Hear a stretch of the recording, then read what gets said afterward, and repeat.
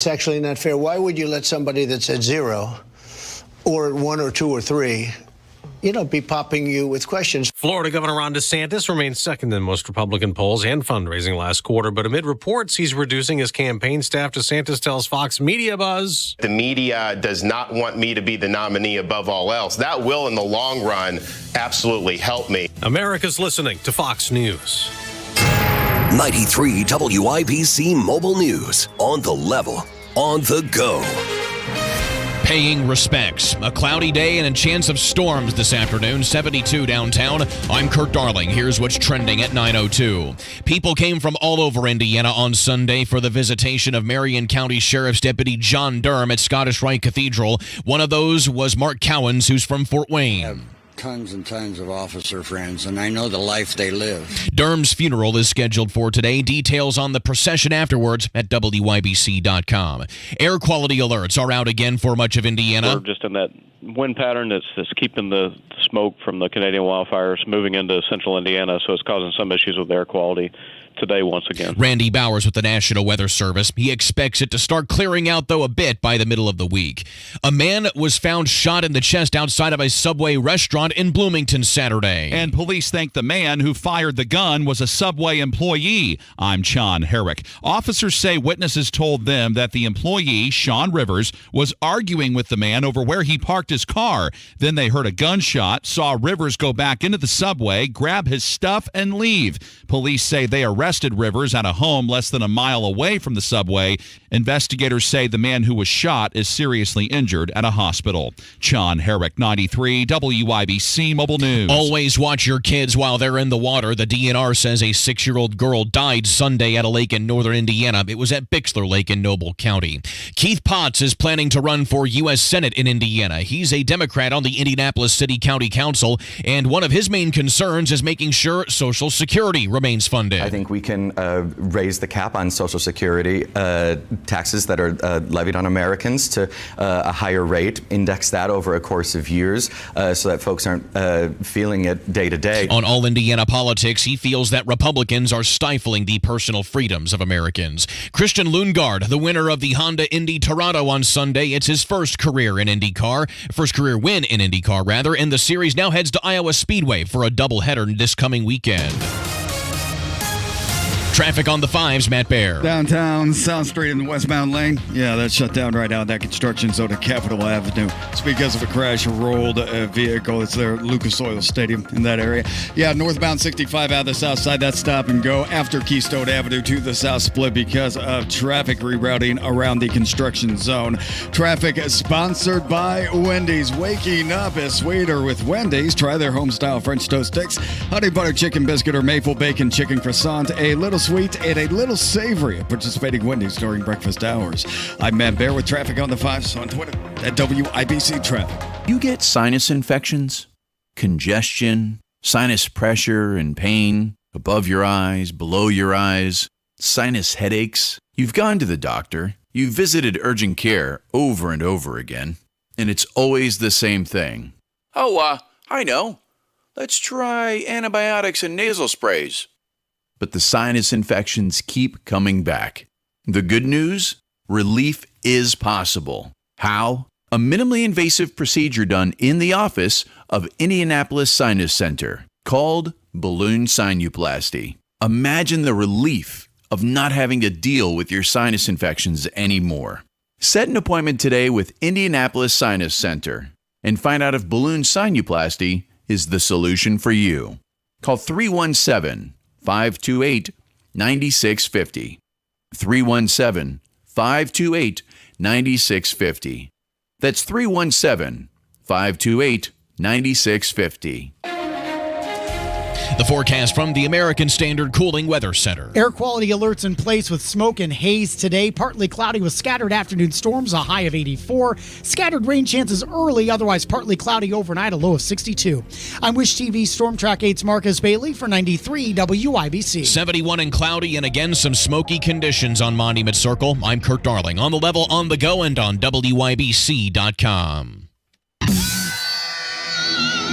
You're listening to Rob Kendall It's an action-packed show today, Casey. Let's go! and Casey Daniels The gang is all back together. on 93 WIBC.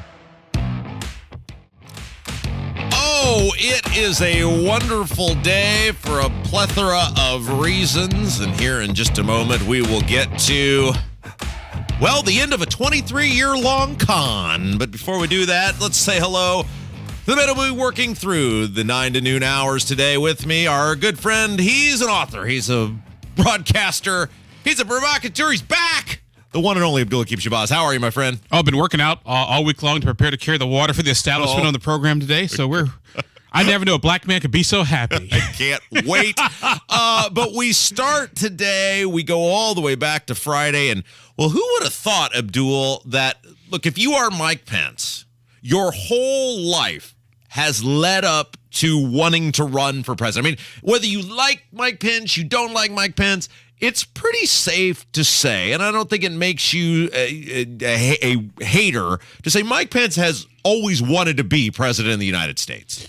Let's put it this way. Every morning when Mike looks in the mirror for the past 20-something odd years, he saw himself as president of the United States. Absolutely. And there was a time in a different world, in a different Republican Party, where I think a lot of people saw Mike Pence as a guy who could someday be a presidential nominee.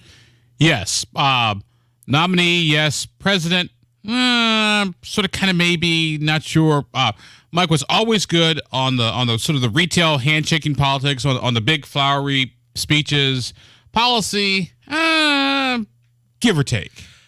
Is it also safe to say, though, and we're going to get to this audio with Tucker Carlson, because whether you like Mike Pence or you don't, that's it. It's over. The bell has tolled, and we'll play the audio here in just a second. But is it safe to say that Mike Pence has not adapted into an ever-changing Republican Party? And this is weird to say because he was the vice president under the guy, but especially in the world of Trump, Mike Pence lives in a different world of what the base of the Republican Party was. I would say, and I'm going to use this analogy a couple of times on the program today. I don't know if you ever saw the movie, I think it was called Man on a Wire, where the guy's walking between the World Trade Towers with the big balancing beam on the tightrope. Yeah, sure. And to me, like I said, I'm going to use this reference a couple times today, folks, so just kind of keep that in mind. For Mike Pence, the first trade, the one trade tower is sort of the way Republican politics used to be. The second trade tower is how Republican politics is now. Yeah. And so it's a very fine line, a very balancing line. And I don't think Mike has completely read the Republican primary electorate. Yeah. And that's the primary electorate, particularly in this sort of hyper-partisan atmosphere we live in today. And a big part of that is there was a time where, look, I don't even want to use the term robust national defense, because a lot of the things the Republicans did under Bush were stupid. I mean, the war in Iraq was stupid. The way they went about Afghanistan was stupid. And to me, and you can correct me if I'm wrong, that's different than a robust national defense. Stupid foreign policy decisions and stupid foreign military engagement is different than robust military defense. For me, as an Army brat, it's one thing to have like sort of one quote unquote enemy. The Russians, they have sort of your proxy fights, here and there. It's another thing to become literally not only the world police force, but also the police dispatcher and also the police academy, for that matter.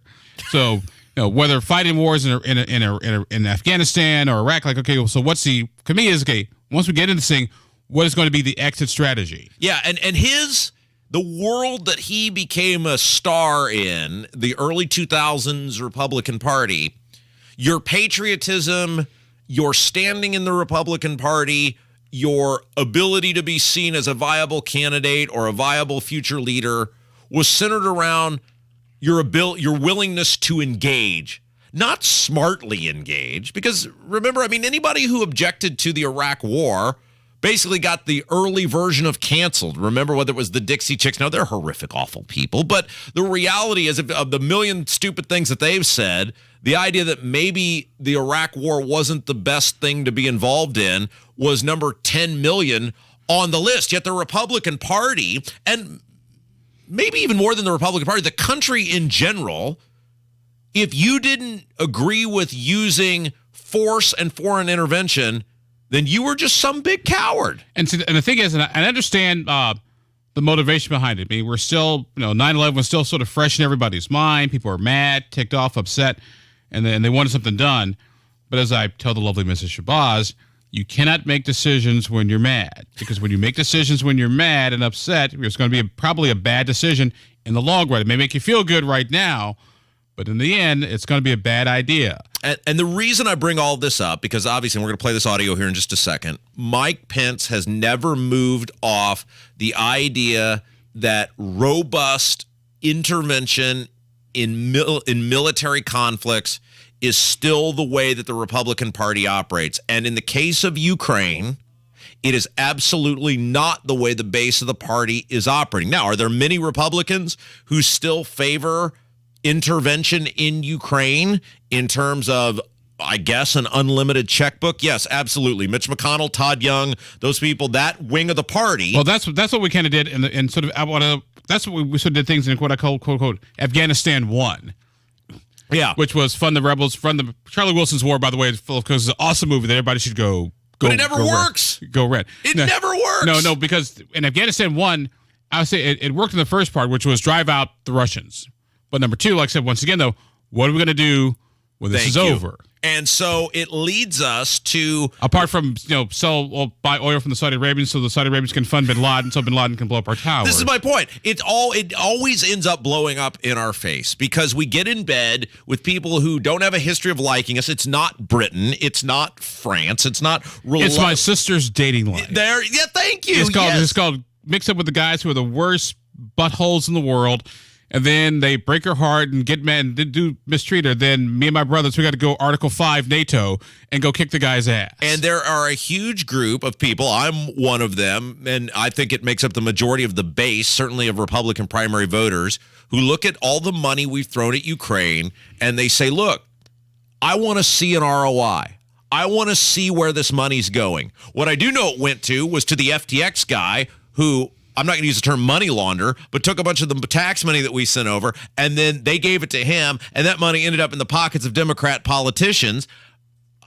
I think that there are so many people who look at what's going on in Ukraine, and you say, look, I want to know where the money's going. I want to know what I'm getting for my printed money investment. I want to know when we are successful and when we are out of here. And Mike Pence is not from that school of people who believe that the American people apparently deserve a return on investment.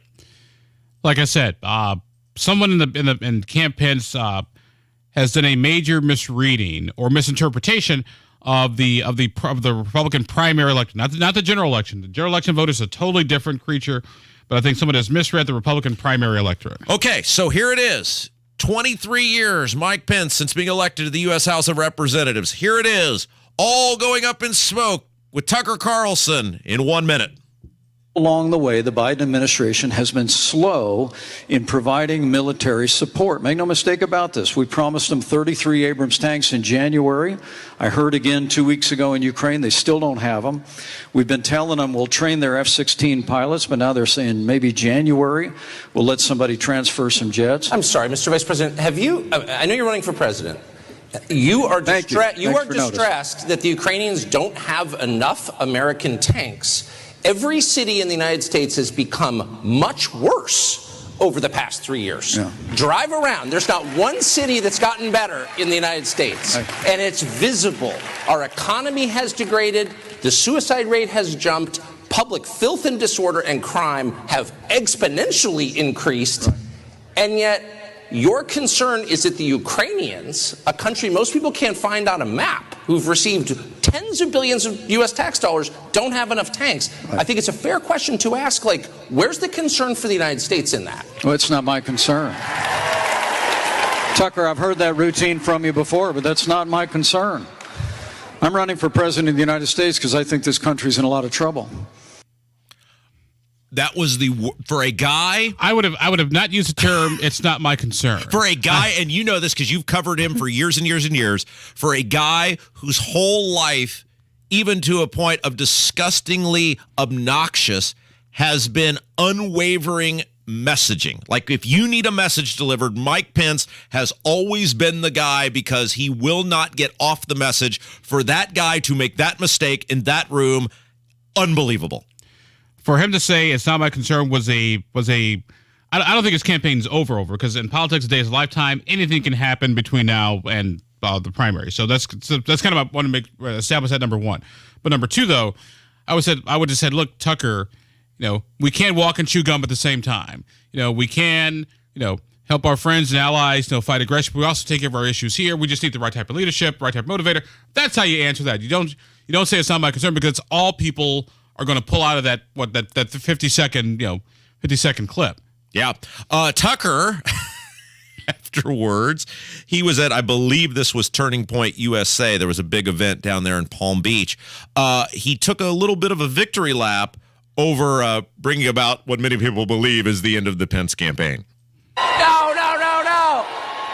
But if I could make some general observations, which I think are more edifying than just like savaging Mike Pence.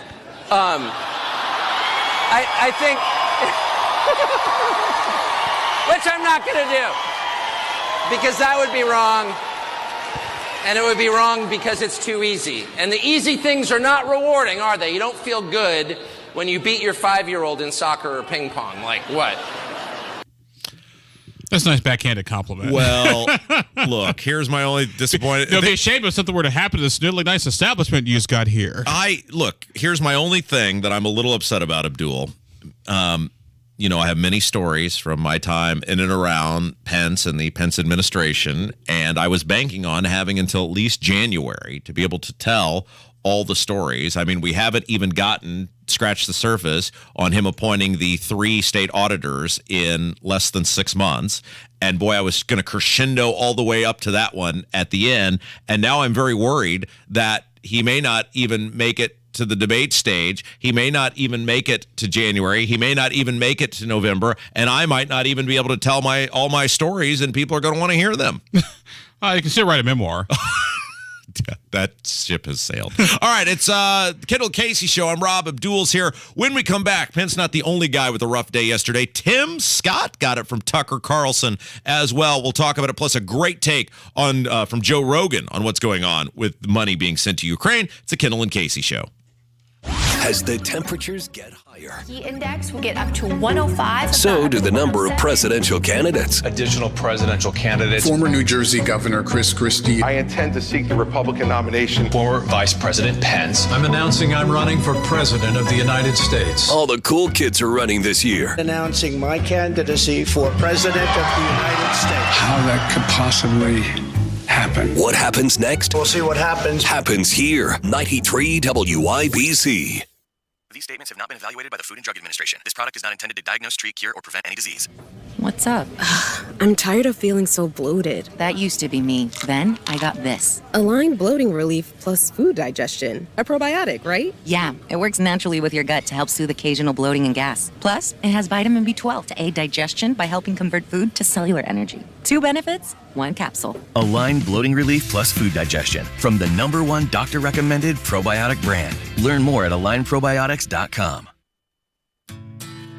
You expect your home to protect everything you love, but you don't expect the ways water is breaking down your foundation and damaging your home. Cracks in walls and uneven floors are just a few signs your foundation is compromised. But there's one way to get answers to all your concerns. A free home inspection from Indiana Foundation Service. We put water back in its place. Get your free inspection at indianafoundation.com. Other concrete contractors often ask, how do you offer a warranty? And I tell them, build it just like it's your own. Deeper base, stronger and thicker concrete, rebar, anti-slip sealer, and caulk. Indy Decorative Concrete, changing the way Indy thinks about concrete. It's the Kendall and Casey Show. You know what? I will have some meatloaf. Let's have some meatloaf. You want some? I need... Hey, Mom! The meatloaf! We want it now! On 93 WIBC. So Mike Pence wasn't the only guy who had... This is Jake Dale's band, Angel in the Centerfold? Yes, it is. Oh my gosh, this is like high school. Well, Sophomore for some year. of us. Not me. You weren't born yet. Yes, that's correct. Mike Pence, not the only guy who had a tough time with Tucker Carlson on Friday, 93 WIBC. It is the Kendall and Casey Show. I'm Rob Kevins here. Abdul is in for Casey. Tim Scott. And look, we've talked about this numerous times on this show. I kind of feel like if there was going to be a guy other than DeSantis or Trump, because right now it certainly seems like a two-person race with one guy way ahead. If there was going to be a third person who was going to enter at some point and have a moment where you go, oh my gosh, this guy might actually be a contender, I kind of feel like it would be Tim Scott, because he appeals to a lot of the same people Mike Pence might policy-wise, but without all the baggage of a Mike Pence. Well, it's interesting because just from a fundraising perspective, I was looking at some numbers over the weekend. Tim Scott raised about $6.1 million. That's way more than Pence. Yeah, more than Pence during the second quarter of the year, and more than 53,000 unique donors. Now, part of the reason why that's important is because you got to raise a certain amount of money, have a certain amount of unique donors in order to qualify for the first debates coming up in a couple of weeks, some change. And he had $21 million in cash on hand, and that's now granted only $6 million that can only be used during the primary campaign, but still, if you sort of use fundraising as one barometer, it's not the ultimate barometer, but one barometer. Tim Scott, I'd rather be Tim Scott than Mike Pence right now. Okay, so I bring all this up because Tim Scott and Mike Pence seem to be making the same mistake, and it's interesting that they are making the same mistake because of the viable people running, like Asa Hutchinson, not viable, Chris Christie, not viable.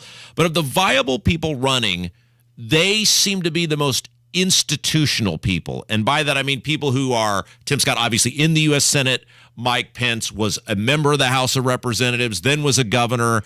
They sort of believe in the way of doing business. You're friends with all of these sort of people. You know what I'm talking about. Well, I hurt my back this weekend from working out to carry the water from the establishment on the program today.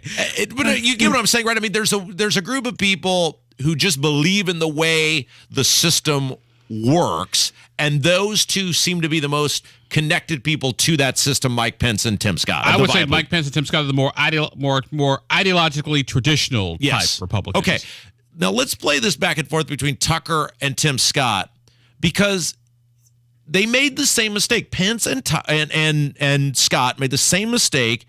Is this? It seems like unwavering opposition to Russia. And by that, I guess you mean an unwavering support of Ukraine, because they kind of go hand in hand. And then everything else just kind of works around that. And here they're talking about the unwavering support that Tim Scott and other Republicans have for Ukraine, but yet they support Mexico, who may be more dangerous than Russia. Take a listen. I'm just interested because all measures are relative. So Russia's bad, Russia's a threat, Putin's evil, got it. But the total body count from Russia in the United States is right around zero. Like, I don't know anyone who's been killed by Russia. I know people personally who've been killed by Mexico. The government of Mexico allows fentanyl to be made in its country and to come over our border. Yes. And remittances from Mexico are a huge part of their economy. The Mexican government is party to the murder of hundreds of thousands of Americans. So why is Mexico less of a threat than Russia? Well, two things. I think we can walk and chew gum at the same time.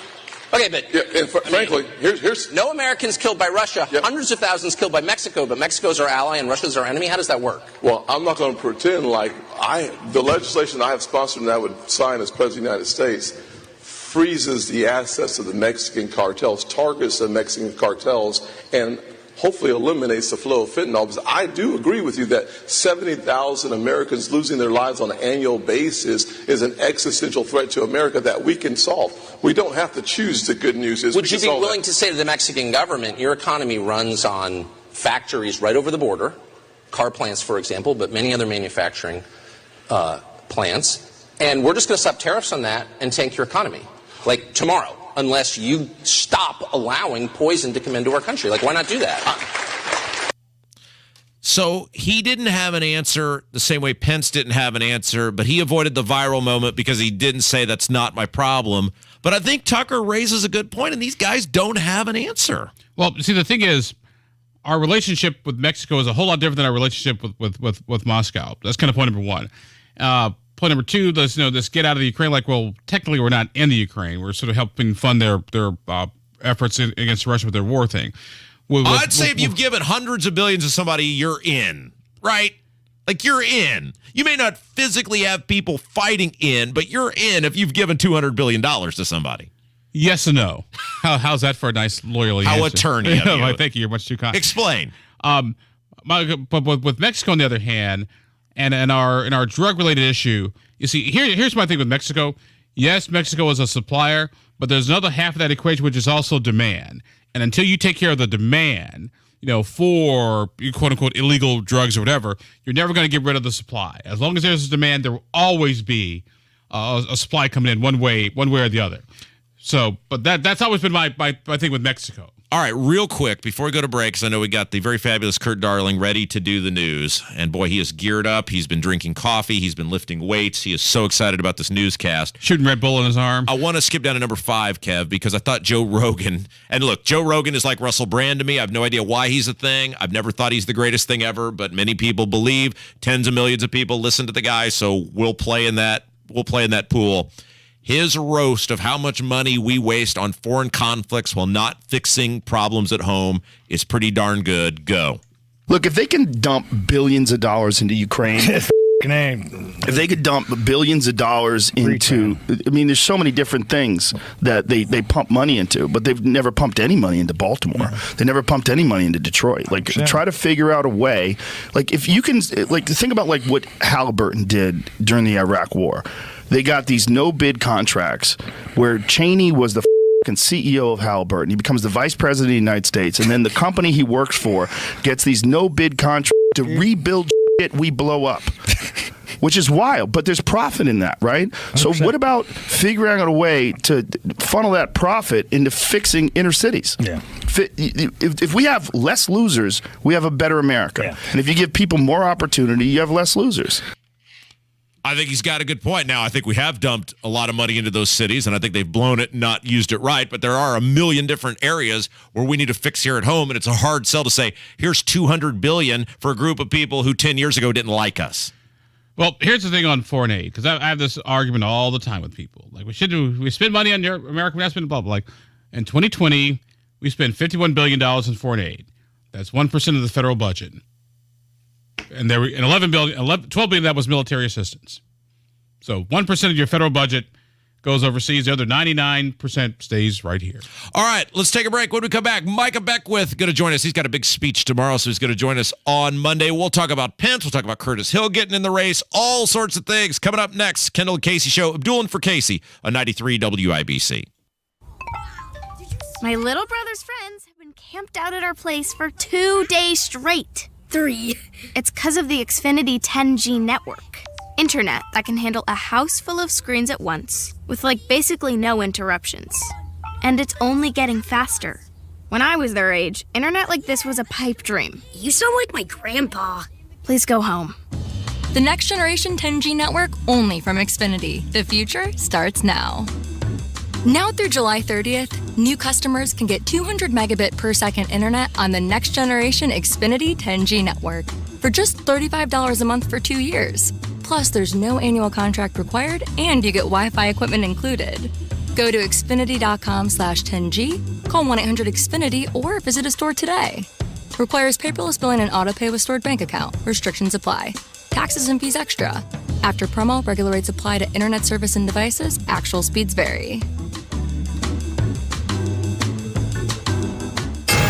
93 WIBC Mobile News. On the level, on the go. Well, I guess the smoke is back. It's 71 and mostly cloudy downtown. I'm Kurt Darling. Here's what's trending at 9:30. Air quality alerts are out again for much of the state. We're just in that wind pattern that's keeping the smoke from the Canadian wildfires moving into central Indiana, so it's causing some issues with air quality.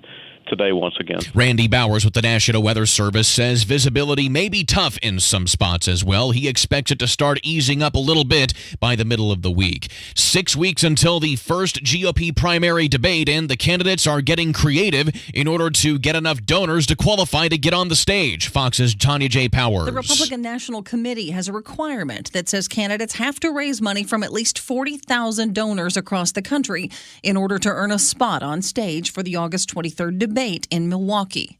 Biotech entrepreneur Vivek Ramaswamy has a plan to let people who raise money for his campaign keep 10% of what they take in from other donors, while North Dakota Governor Doug Burgum is offering gift cards in return for campaign donations. Tanya J. Powers, Fox News. And The Golden Bachelor will be premiering this fall on ABC, and the show is just like the regular Bachelor, except it'll feature a 71-year-old man, and Gary Turner was selected to be the Golden Bachelor. He's a grandfather who lives on a lake here in Indiana. And now the stock report. We are mixed at the opening bell. The Dow is down 74 to 34,604. The Nasdaq is up 25 to 15,719. And the S&P 500 is down 2.5 to 4,534. I'm Kirk Darling, on the level, on the go, and on WIBC.com. Life is all about enjoying the little moments. Don't miss out on them because of unexpected heart issues. At Community Health Network, you receive heart care you can trust. From simple screenings to life-saving diagnostic and interventional cardiology services, we offer it all, so you can get back to the moments that matter. Learn more about our services at ecommunity.com/heart. Community Health Network. Exceptional care simply delivered. If you're a Medicaid member, you should know guaranteed coverage is coming to an end. Keep an eye on your mailbox for important information from Medicaid. When you receive it, go online and enter your updated information to maintain your coverage or to find other coverage if you're no longer eligible for Medicaid. Keep your health and keep your coverage. Learn more at fssabenefits.in.gov. Why? Just think about it. Why is the #1 selling brand of chainsaws not sold at Lowe's or the Home Depot? We can give you over 10,000 reasons. That's how many authorized local steel dealers you can find across the country. Visit one and you'll find a range of dependable gas and battery-powered tools, from trimmers to blowers. And you'll find service from experienced professionals. Real STIHL. Find yours at stihlusa.com. Lowe's and Home Depot are trademarks of their respective companies. For adults with moderate to severe plaque psoriasis who are candidates for systemic or phototherapy, now there's Skyrizi, Risankizumab Riza, a prescription-only 150 milligram injection. With Skyrizi, 3 out of 4 people achieve 90% clear skin at 4 months, and Skyrizi is just 4 doses a year after 2 starter doses. Nothing in me go hand in hand. Nothing on my skin, that's my new plan. Nothing is every day. Don't use if allergic to Skyrizi. Serious allergic reactions and an increased risk of infections or a lower ability to fight them may occur. Before treatment, your doctor should check for infection and tuberculosis. Tell your doctor if you have an infection or symptoms, such as fever, sweats, chills, muscle aches, or cough, or if you plan to or recently received a vaccine. With Skyrizi, you could achieve 90% clearer skin. Ask your doctor about the #1 dermatologist prescribed biologic in psoriasis and visit skyrizi.com or call 1-866-SKYRIZI to learn more. Chronic joint pain has a snowball effect. It's not just the pain. What that did is just make me depressed that I couldn't get back into the gym, and I was inactive, gaining weight. I had to find another alternative. And for Chad, that alternative was QC Kinetics and the non-surgical natural biologic treatments that can give lasting relief to aching hips, shoulders, knees, and backs. Once they explained it, it made sense. Putting what we have inside our body back into us in a certain strategic way to heal up in a natural process was fantastic. QC Kinetics treatments take place right in the office. No downtime, no surgery. And as for the outcome, I'm just back to bouncing around, having fun, doing my work, living pain-free. Don't let chronic joint pain rob you of your quality of life. Discover advanced regenerative medicine at QC Kinetics. Call now to learn more. It's a free consultation. Call QC Kinetics, 317-559-PAIN. That's 317-559-PAIN. 317-559-PAIN. You're listening to the Kendall and Casey Show on 93 WIBC. Amen. Amen. It's time to go to church. Here to preach to the choir from the bully pulpit, Pastor Micah Beckwith. Oh, yeah, let's head right to the drivehubler.com hotline, joined by the conservative voice of the state of Indiana, Pastor Micah Beckwith. All right, Beckwith, we're having you on a Monday today because you've got a big speaking gig tomorrow, Tuesday, in my neck of the woods in front of the Hendricks County GOP. Now, I was told, nobody told me formally, but I was told, I guess years later, off the record, that I'm no longer welcome at the meeting, so I'm glad you're welcome. Well, I was going to ask you today on the air if you wanted to go with me, but I guess that shot that one down pretty quick there. So somebody told me the other, this was earlier this spring. They're like, yeah, it's too bad about your ban. I was like, what ban? Oh, man. The word ban is going around very flippantly these days. I mean, it's like libraries are banning books when all we're doing is moving them from one section to the other. And Rob Kendall's banned from the GOP when Dan Elliott said you're not. So there you go. I just don't understand why they hate me so much. I mean, all I do is try to say, here's your party platform. You're not doing the party platform. We're all very disappointed in you. And I have the ratings, Micah, to back up that the people are with me. Well, you know what? When I'm on the campaign trail, I'm looking forward to going over to Hendricks County. It's going to be good. And there's a lot of really solid people in the Republican Party around the state of Indiana. We just have a few bad apples that have been in leadership that really, to your point, Rob, have not held the GOP party principles to the standard that they needed to be held to. So when you call them out or when I call them out, they get mad, which is, I understand why they're mad. They don't like to be called out. But you and I and people like you and I'm talking to them all over the state on this lieutenant governor campaign trail. They are so thankful for voices like ours who are saying, we're speaking truth to power. We're holding their feet to the fire. We're not letting them just run away from Republican principles like limited government, low taxes. I mean, that's a big one right there. Making sure that parents' rights are protected within the public school system. Making sure that we're not forgetting about public safety, or making sure we're protecting our constitutional rights. Novel concepts, right? It shouldn't be that hard for us to figure out, but yet we have Republicans who do not do these things, and so we call them out, and we should. I tell people this all the time. I want to like the Republicans. I really want to come on here and cheerlead for good things the Republicans in the state and across the country are doing. There's just so little of it. Well, and I think that's. I get what you're saying. I mean, there's a lot of really good bright spots I see. As I'm traveling the state, I was down in Dearborn County on Saturday, and then I came up to Zionsville, and kind of two polar opposite communities.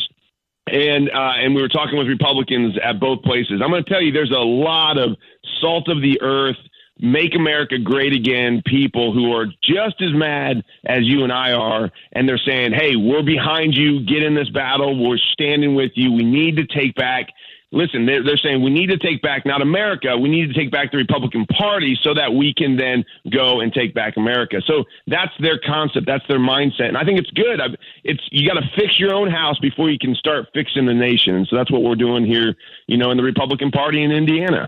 Micah Beckwith, our guest, I saw a photo of you, and boy, you want to talk about a rose in between two thorns. It was you in the middle, and on one side was Curtis Hill, and on the other side was Eric Doden. Everybody just wants to be your friend now. well, here's what I've said all along. I out of everyone running for governor, I really truly consider them all friends. Whether it's Eric Doden, Curtis Hill, Suzanne Crouch, Mike Braun, and Jamie Rittenhour. I know them all personally. And to be honest with you, we have an outstanding pick of candidates this time around. And really, I think they all bring certain strengths. They all have their weaknesses. That's why I'm running for lieutenant governor, because I feel like I would make a good teammate with each one of them to help kind of shore up some of their weaknesses. But to be honest with you, I'm really excited. And we're all friends. This is, the Republican primaries. We have to remember this in the Republican Party. We're not enemies. We sometimes turn on each other because we think we're enemies. We're not. We're just picking the starting lineup to go out for the big game, which is in November, against the opposition, which is the Democrat Party. And I'm telling you right now, if we can't unify around the Democrat or around the Republican platform to go up against the Democrats, the Democrats are they're turning into the anti-American Marxist organization that wants to just fundamentally destroy everything that's great about our nation. And we as Republicans can't be too busy fighting ourselves and considering each other enemies. We just have to recognize primaries are picking the starting lineup. We got a big game coming up in November. We have to win that for the sake of our children and children's children. So when I get to these events, I really, and I mean this, I really like even the candidates that might disagree with me. I really consider them friends, and I like what they're doing. So, okay, we did a segment on Friday. In fact, we led the show with it. Capitol Chronicle had a big expose on how these and I'm with the pastor, so I'm not gonna use the word scumbag, Micah. I'm gonna say these esteemed. How about this? How about you den of vipers? That's what Jesus said. Perfect. These den of vipers deliberately plowed through $3.1 billion in reserves last year on one-time expenditures and changed the state law to ensure people would not get a single solitary dime in refunds back. And I read that and I go, is there really that much difference between the Republicans and Democrats when you have people deliberately ensuring people don't get their money back? So let me say it this way. It's we live and die on leadership. So again, we don't have a good leader to carry the Republican banner in Indiana.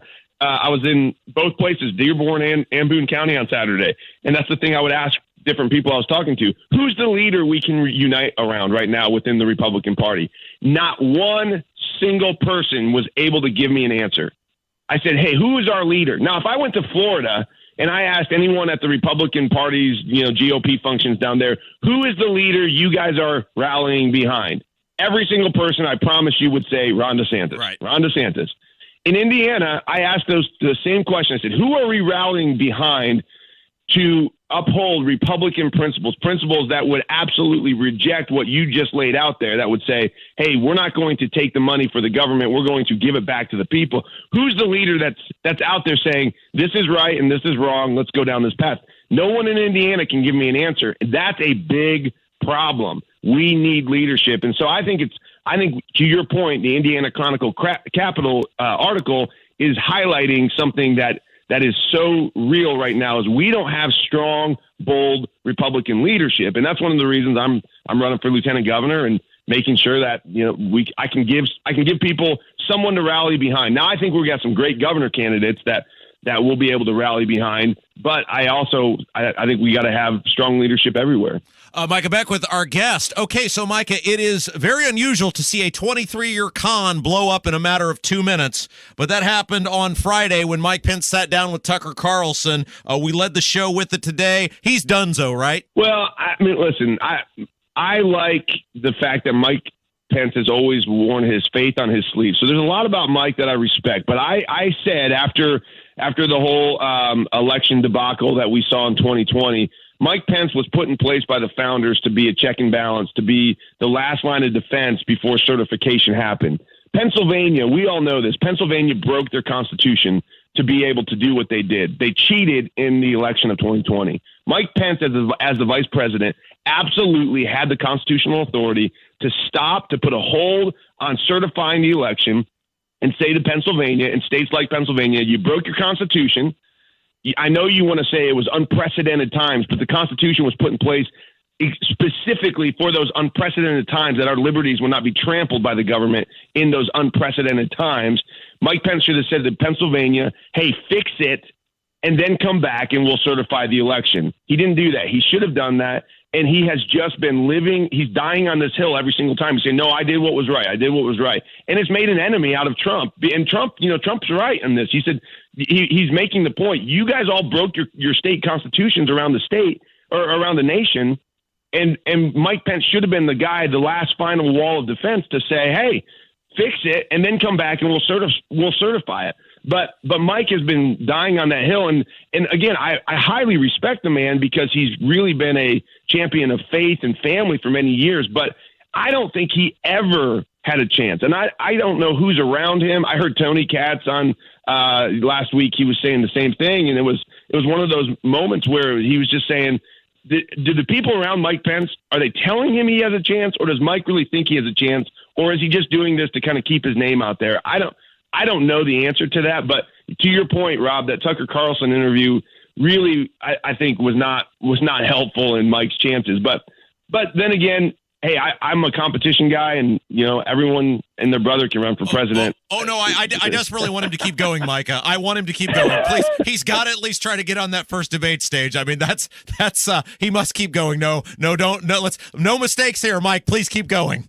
Well, and I think too, one of the things last summer that really stuck out to me, and please hear me, I'm not trying to throw Mike Pence under the bus by any means. Go ahead. You're totally on the right show, Micah. Go ahead. You'll be fine. No, I promise you'll get zero pushback. Keep going. I want to give honor to where honor's due, but I also want to call people out and hold them accountable. And last summer when we were fighting the abortion ban, I was down at the State House, and it was a hot battle. I mean, we were the first state in the nation to ban abortion after Roe was overturned. And you know who showed up to defend their side? It was not the former vice president who lives just a few miles away from the state capitol. It was the current vice president who flew in from D.C., Kamala Harris, to champion abortion. And I thought to myself, where's Mike?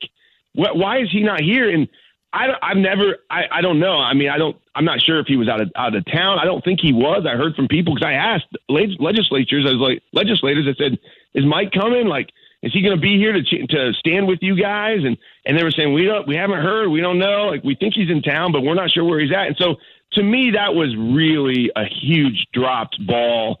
And I just, from that moment on, I'm like, Mike, are you willing to fight this outrageous, wicked culture that's trying to destroy traditional values? And I think last summer for me, that's kind of when I said, okay, he's not the fighter that we need right now. He's done a lot of great things.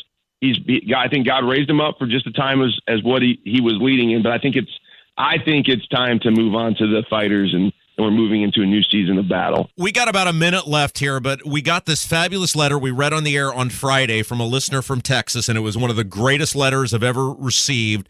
And a big part of that letter, and we read it on the air, was that how our segments with you led her back to the Lord last year, and what a great impact that's had in her life. And sometimes even I lose track of the power of this radio show and the influence that it has. So I want to close today, and we got to try to get more of your sermons into our segments that we do here. But we got about a minute left. You gave a great sermon yesterday at Life Church, and one of the things you were talking about is how sometimes even if you don't accomplish things in your life, you're laying the foundation for others to accomplish great things. And I think many people believe, hey, maybe seasons of their life have passed them and they're not a success or they're a failure. If you could take about 1 minute and just explain what you were talking about, I think it would just totally change people's lives today. Go. Well, it's humbling to hear that letter and to know that your voice is resonating with people. And it's the Lord doing it. It's not me. It's not you. It's God bringing people back unto himself because he loves people. He loves us all, and he wants us all to draw close to him. And so what that passage we were studying yesterday was 2 Samuel chapter 8. And then 2 Samuel chapter 7, David has a dream to build the temple. And the Lord tells David, you're not going to be the one to build the temple, but I'm going to allow your son to do that. And in chapter 8, we see that David is collecting gold and silver and bronze, and he's laying the foundation to build the temple. It was David's dream to build the temple of God. But God said, David, not you, but you're going to be a hero maker for your son Solomon. And if you have a dream in your heart, if you've had a vision that you feel hasn't come to fruition, maybe God gave you that vision and that dream so that your children and children's children could stand on your shoulders to accomplish what he's placed in your heart. Our founders did the same thing. Many of them lost their lives, their sacred honor, their fortunes, their families, and they never saw liberty, the dream of liberty, come to fruition. But praise God, they did what they did, because now we, as the American people, get to stand on their shoulders and experience the great dream of liberty come to fruition. And so if that's you today, don't give up. Know that God placed a dream in your heart specifically for a reason. It may just be your children and children's children are going to carry it out, but you're doing a very important work of laying the foundation right now. I love it so much. You are the best, man. Pastor Michael Beckwith, thank you, my friend. Hey, thanks, buddy. We'll see you. 93 WIBC, it's Kendall and Casey Show. Coming up on Tony Katz today, what happens if Donald Trump doesn't show up to the debates? Does it hurt? Does it help? Does anyone care? That's after the news at noon on 93 WIBC.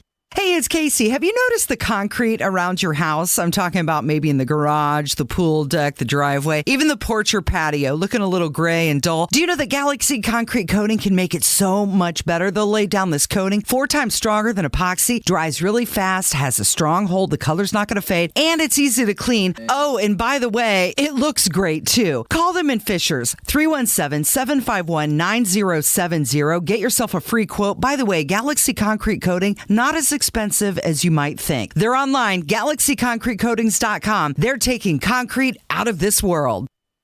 Guys, if you've noticed a lack of energy, motivation, and drive, it could be low T. Schedule your complete health assessment at Low T Center. They now offer the convenience of monitored self-inject at-home testosterone treatments for $155 a month cash pay or covered by most health insurance. If you don't live near a Low T Center or just need the convenience of at-home treatment, Low T Center makes it easy to get started on treatments. Only your first 2 visits are in person. Go to lowtcenter.com now to book online. Low T Center, reinventing men's healthcare. Parents, are you tired of helping put your kids' shoes on? They're squirming, watching cartoons, anything but helping. Luckily, it's Skechers to the rescue. Introducing new hands-free Skechers slip-ins. Footwear you can just get your kids to step into and their shoes are on. You don't need to bend over. You don't need to sit on the floor and try to wrangle them on. And they're available in all types of Skechers styles with and without laces, and most are machine washable. Find Skechers slip-ins for kids or mom and dad at a Skechers store, Skechers.com, or wherever stylish shoes are sold. I'd rather be folding laundry. This is gonna be fun. Said no one ever. Also, no one enjoys wasting time in traffic. That's why we love saving you time. Matt Bear Traffic. Backups are already starting. 93 WIBC. The governor's race is heating up. Let's do a deep dive, shall we? 93 WIBC, it's Kendall and Casey show. I'm Rob. Casey's gone. Abdul in for Casey today. All right, so Curtis Hill in the race now, and we had him on the show last week.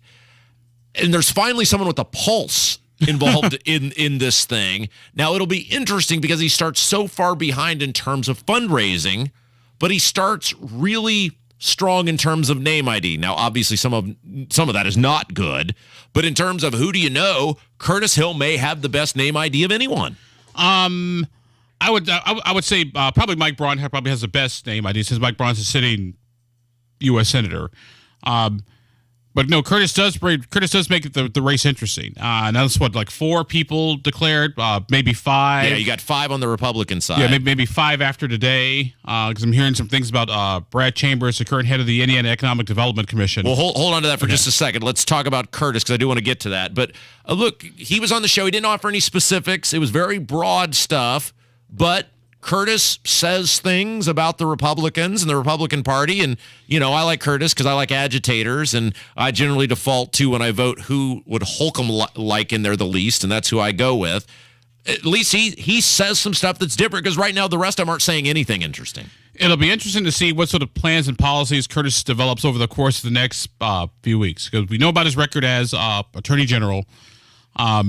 Like, so sort of challenging the governor, the establishment, so to speak, and that's fine for a certain segment of the Republican primary. However, you still got to have policy, you still got to have ideas, and I think at the end of the day, though, when somebody asks me, who's the front runner of the governor's, like, well, first of all, it's July of 2023. The governor's race isn't until next year. So, and day in politics is a lifetime, which I'm saying there's a lot on the program today. So anything can and usually does happen.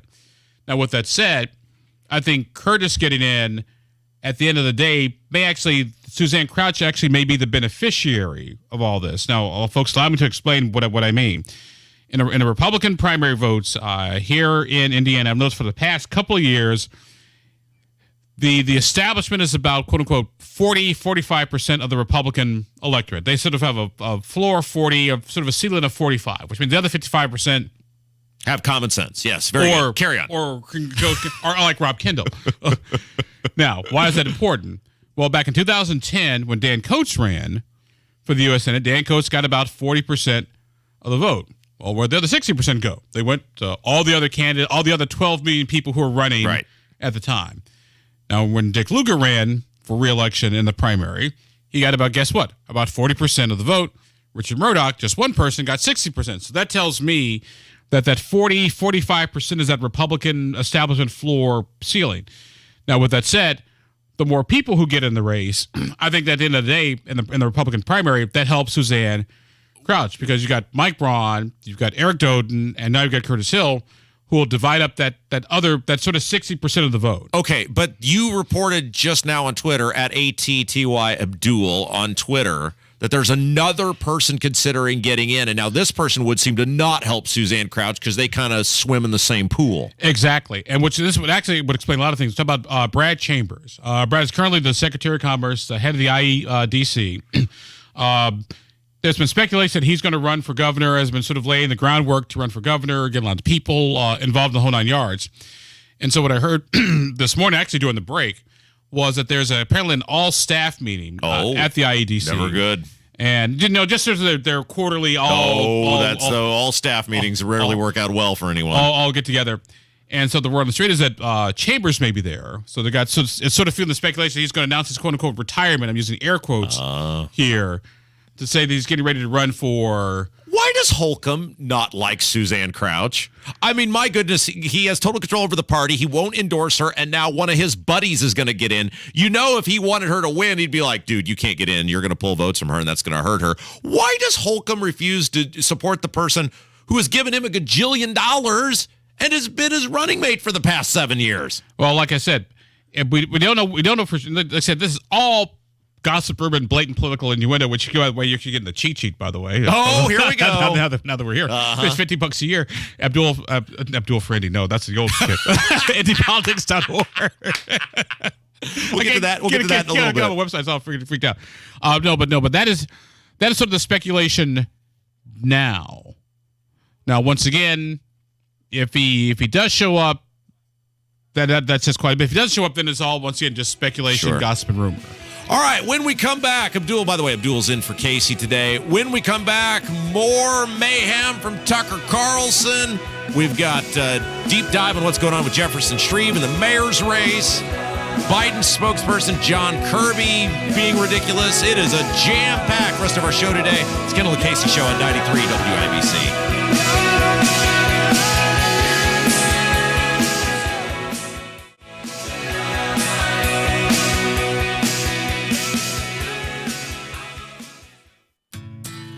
You expect your home to protect everything you love, but you don't expect the ways water is breaking down your crawl space and damaging your home. Musty smells, sagging floors, mold are just a few signs your crawl space is compromised. But there's one way to get answers to all your concerns. A free home inspection from Indiana Foundation Service. We put water back in its place.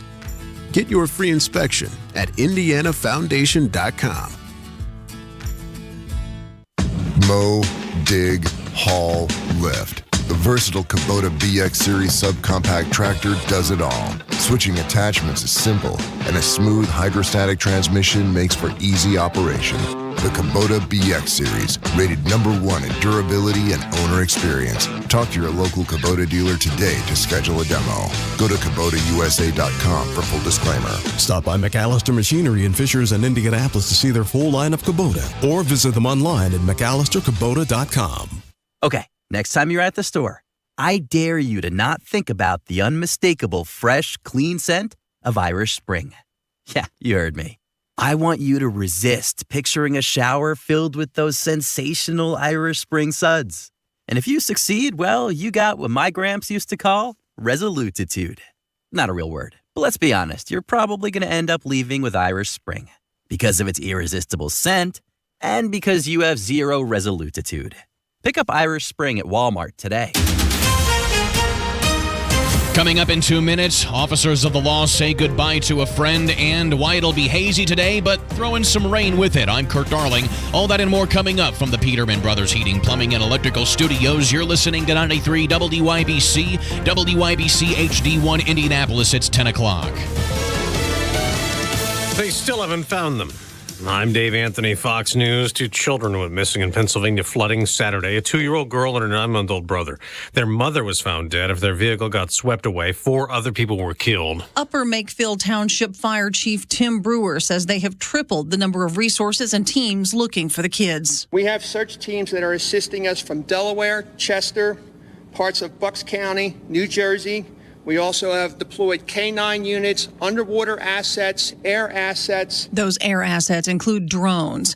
Officials say storms dumped about 7 inches of rain in approximately 45 minutes in that area, causing the flooding. Fox's Tanya J. Powers. The flooding even more widespread in South Korea after days of torrential rain there. 40 people were killed as crews search for more who are missing.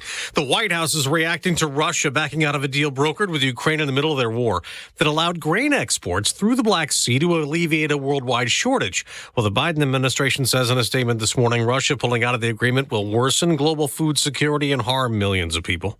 This is a bridge in the Crimea region of Ukraine that Russia took control of years ago was bombed, disrupting vehicle traffic. Fox's Alex Hogan says it underscores just how crucial of a corridor this bridge is for Russian forces as it connects the annexed Crimean Peninsula to Russia. And this isn't the first time that it's been attacked. Right now, we know that the bridge is at least partially closed after the blast went off early this morning, just before dawn. The blast killing at least 2 people. That bridge also has train tracks that were not damaged. Rail service resumed. A freight train went off the tracks outside Philadelphia early this morning. About 20 cars now lie zigzagged on the ground. Several of them spilled silicon pellets. Sheena Ferreira with Fox 29 TV is in Marshfield Township. Residents are being told to evacuate their homes further down, which is about a mile away from where I'm standing. So this is a very residential area. America's listening to Fox News.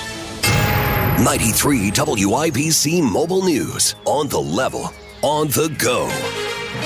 Coming from all over. Smoky and cloudy today. It is 72 downtown. I'm Kurt Darling. Here's what's trending at 10:02. Mark Cowens lives in Fort Wayne, but when he heard about Marion County Sheriff's Deputy John Durham's death last Monday, he was heartbroken. He went to Durham's visitation at the Scottish Rite Cathedral in downtown Indy on Sunday. They don't get enough recognition of the job they do, and so I want everyone to know I honor and respect and pay tribute to that officer. Durham had been in law enforcement for 38 years. He'll be buried at Crown Hill Cemetery later today. A chance for severe weather today. So the east central part of the state and down in the southern part of the state, it looks like storms could be a little bit more organized by that point. So more of the locations down in that part of the state would probably get rainfall. Randy Bowers with the National Weather Service. You could also be seeing some air quality alerts, which are back because of smoke from the Canadian wildfires.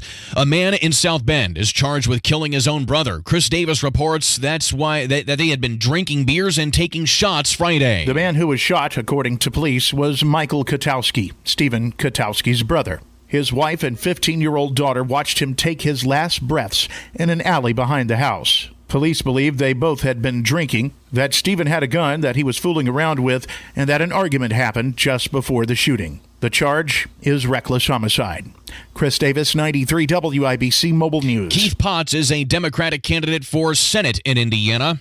I think codifying Roe versus Wade is the direction to go, which is in terms of the life or health of the mother and in terms of fetal viability. And he says Republicans are infringing on Americans' personal freedoms. Potts is a Democrat who sits on the Indianapolis City County Council. The Indiana Pacers came up short in their final game of the Summer League in Las Vegas Sunday. They fell 100-85 to the Detroit Pistons. I'm Kurt Darling, on the level, on the go, and on WIBC.com. Hi, it's Steve Mann. Have you heard the commercials for the Mark Patrick Stop Smoking seminars? And they said only $49.99 and it could work for you. So I thought, that's not even a week's worth of smoking. So I went. And guess what? It did work for me. My friends and family are still amazed. I quit smoking.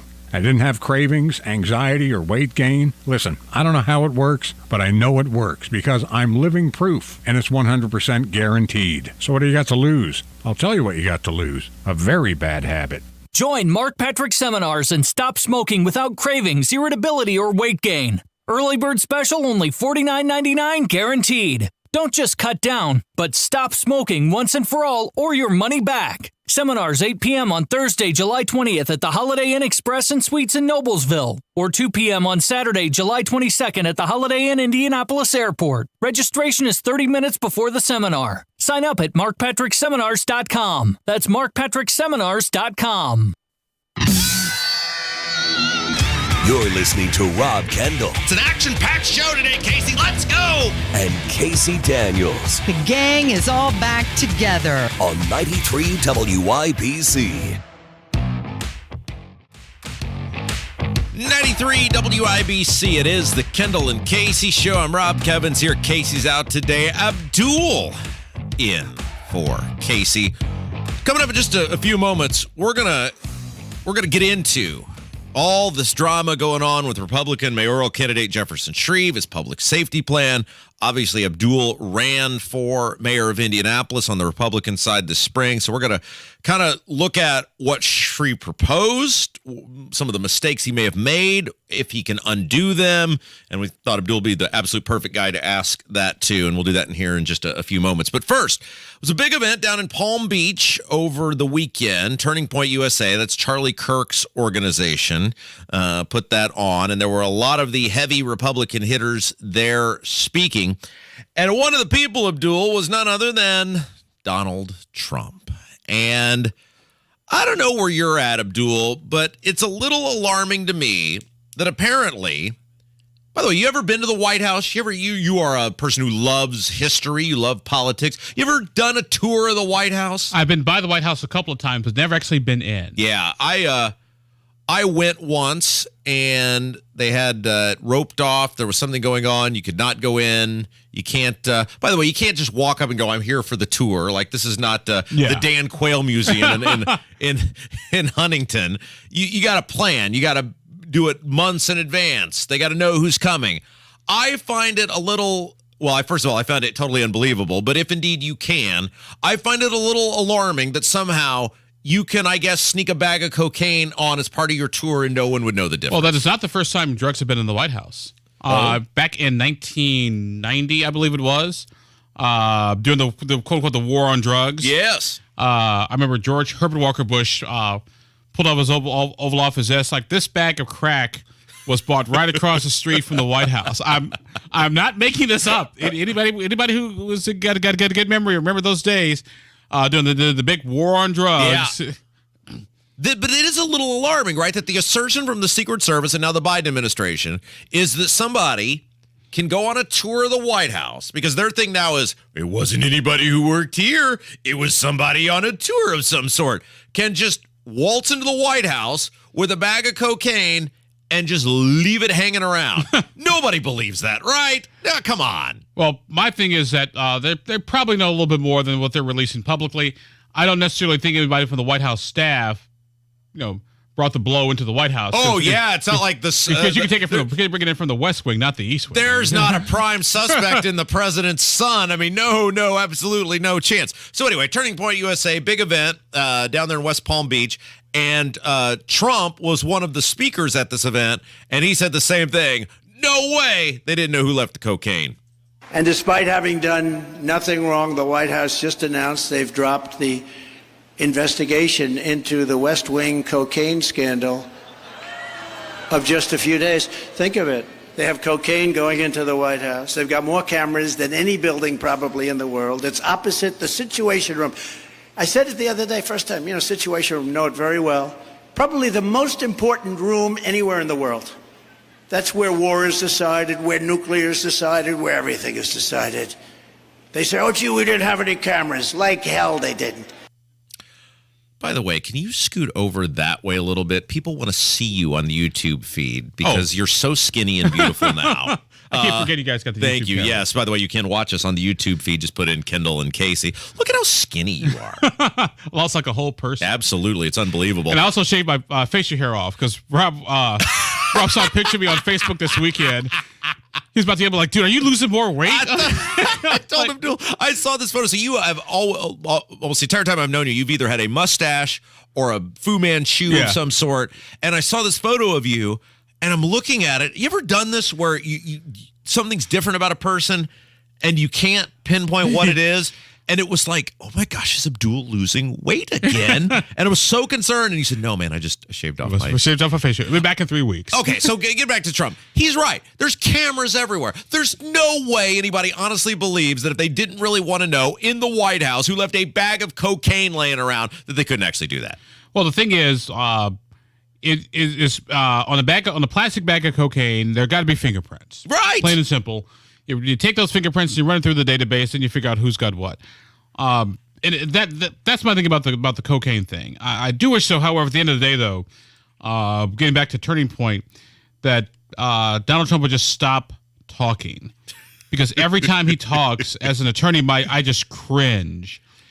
Because like you're under indictment, you're not helping. Yes, you may be innocent, blah blah. I don't believe you're innocent, but whatever. Just stop talking, because everything you say can and definitely will be used against you in a court of law. All right, speaking of Turning Point USA, Tucker, after destroying Mike Pence's presidential ambitions in Iowa, he went down there and spoke at length. And I thought this was a really interesting part of his speech, talking about what gets punished in this country and what goes free, and that is super relevant right now as we look at what's going on with the president and then as it relates to Joe Biden. Take a listen. No one is punished for lying. People are only punished for telling the truth. You could literally wake up tomorrow, move to the Bahamas, start a fake cryptocurrency, defraud 1 million investors around the world of billions of dollars. I'm just saying you could do, and I'm not recommending it. Note to the FEC, not recommending it. But you could do that, and you could get caught, and people might have like a balanced view of you. He's really smart, good guy, got a little over his skis, as we say. But like, I'm not going to hate on him, right? We all make mistakes. Like, who here, raise your hand if you haven't defrauded 1 million investors with a fake cryptocurrency. Okay, there are some. You cast the first stone then. Those kinds of crimes, which is to say actual crimes, like burning down buildings, impoverishing people, starting totally counterproductive wars we can't win that kill a lot of our citizens, leaving the border open so 7 million people can walk across. Those are not small things. That's not all like forgetting to fold your napkin correctly at Thanksgiving. Those are like actually kind of world historic crimes. Never punished. What are the crimes that are punished? Thought crimes. Thinking the wrong thing, having the wrong beliefs, saying unapproved words. Isn't it wild? And I know you are a long-time studier of politics. You're a long-time part of politics. That Tucker Carlson, like if you just said 20 years ago, the guy on Crossfire with the bow tie is going to be arguably the most influential person now in the conservative movement, and probably is definitely the most influential person in conservative media. There's no way you would have believed that. No way. No, don't even try. No, because over time things change. People come and go. Like, for example, what Tucker Carlson's doing today is what Pat Buchanan did 20 years ago. Pat Buchanan was never as popular as Tucker Carlson. No, the names change, but the story pretty much stays exactly the same. And just like Pat Buchanan was in the 80s, William F. Buckley was in the 1960s. We're all products of our time. There'll never be another Rush. So he's never going to ascend to the level of Rush, because Rush was the de facto hub of where everyone went. Even if you were an establishment person, you listened to Rush. Certainly if you were a conservative person, you listened to Rush. Tucker doesn't have quite the endearing nature that Rush did, and he's certainly not the entertainer that Rush was. But if there is a guy right now who is the guy, it may be him. Yes. Now that I agree wholeheartedly. Also got to remember too, it's when it comes to people like Limbaugh, and he used to have a phrase on his radio show. It's the pioneers who take the arrows. That's right. Yeah. And he totally changed the dynamics of talk radio. Actually saved AM radio. Yeah. Because AM radio was on its way out the door. Does Tucker? Because again, you've been in media, you've studied media for a long time. I think Tucker has a shelf life, though, because like with Rush, he never had a shelf life because every day was different. The entertainment side of Rush was even better than the actual policy side of Rush.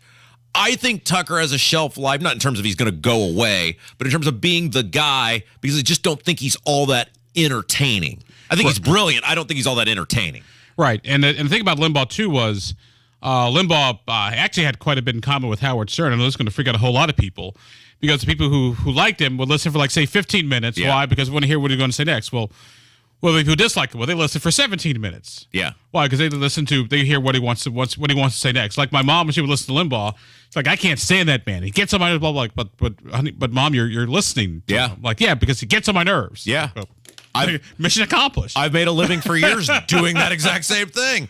All right, let's take a break. When we come back, I want to get into, it was really a rough week last week for Jefferson Shreve, the Republican candidate for mayor. He releases this public safety plan. I think there's a lot of good stuff in it. People last week were like, you're kind of measured on your responses, because I do think there's a lot of things that are much better than Joe Hogg said. But the gun thing was a total disaster. You had a public safety plan. You ran for mayor. I wanted to kind of get your opinion on what Shreve put forward and what does he need to do now, because he's clearly alienated a lot of people. We'll talk about it. Abdul's in for Casey. It's Kendall Casey Show at 93 WIBC. Hammer and Nigel. Aliens land in Washington, D.C., and the hatch opens up, and the leader of the aliens steps on the lawn of the White House and says, "Take me to your leader." And then this guy walks out of the White House. The best way to get something done, if you hold near and dear to you that you like to be able to, anyway. Hammer and Nigel, weekdays 3 till 7 on 93 WIBC and WIBC.com. The U.S. home price index is on the rise and interest rates are stabilizing. The market is turning more seller-friendly. If you've been waiting, now may be the best time to sell your home. Find out with the agent I recommend, Mark Dietl. Perhaps you're worried about settling for less money with a low-ball instant offer. Mark Dietl guarantees your home sold at a mutually agreed-upon price and deadline, or he will buy it. Listen to what Rich and Cindy in Greenwood had to say about working with Mark Dietl. It was time to move into a place that could give us a little daily help. We hired the Mark Dietl team, and they closed on our old place in 1 week with a cash offer. The whole process was easy and professional, and we came away with the money we needed for our next phase in life. Call for all the details. Call the agent I trust and recommend, and the agent who guarantees your home sold or he'll buy it. Call Mark Dietl, 317-755-4232, or go online to markdietl.com. It's Mark, DIETEL.com. Hopefully, you'll never have a house or business fire. But if you do, hopefully, you'll never forget this name, Michaelis. They can be there before that lump in your throat goes away. In fact, they're the reason it goes away. Over 35 years of helping people recover from faulty wiring, lightning strikes, or that unattended pot of pasta on the stove. Michaelis crews often roll in before the fire hoses are rolled up. Their proven process of water extraction, smoke removal, and content storage will calm your nerves. Then their talented craftsmen will rebuild your home and restore your spirits. That starts by being your advocate with the insurance company. You'll find Michaelis doesn't just feel for you, they work for you. Water, storms, fire, and wet basements. Life happens. Michaelis happens to help you through it. Call 844-FIX-INDY. Make it Michaelis. Do you have heart failure and often hear, "Those stomach issues ruined your birthday"? "You're too tired to play catch, Grandpa"? Sweetie, you haven't touched your tools since the carpal tunnel syndrome diagnosis. If these seemingly unrelated symptoms sound familiar, talk to your cardiologist. Ask about transthyretin amyloid cardiomyopathy, or ATTR-CM, a rare and underdiagnosed disease that gets worse over time. Learn more at connecttoyourheart.com. That's connecttoyourheart.com. Sponsored by Pfizer. Everyone knows that soaking in Epsom salts can make you feel better. Now imagine soaking in Epsom salts in a Royal Spa hot tub. Ah, Royal Spa. It's the Kendall and Casey Show with Rob Kendall and Casey Daniels. I thought you two see that you're in love with each other. On 93 WIBC. Oh man, look at my life. 24, and there's so much more. It is the Kendall and Casey Show, 93 WIBC. I'm Rob. Kev's here. Casey's out today. Abdul in for Casey. Okay, so last week, I think it would be an understatement if you're in the Jefferson Shreve campaign. Jefferson Shreve, of course, Republican nominee for mayor of Indianapolis, taking on Joe Hogsett this fall. That was a disaster in terms of how the public safety plan rollout went. And at the time, last week, a lot of people said, wow, Rob is not really screaming. He's not really losing his mind. Rob, we have pictured him being more animated about this policy proposal, the specific one that would basically mirror Joe Hogsett's grab on guns. And I said, look, here's the thing. I wholeheartedly disagree with this. I think it's terrible. I still think Jefferson Shreve is 80% better than Joe Hogsett, and Joe Hogsett's a 0, and our city can't have 4 more years of Joe Hogsett. And then that's the reality of it. And so while the Shreve plan is stupid and it's unworkable and it's not going to take place, I'm also recognizing that the guy is a markedly better option, and so I wanted to keep that at the forefront because this city is donezo if Hogsett gets 4 more years.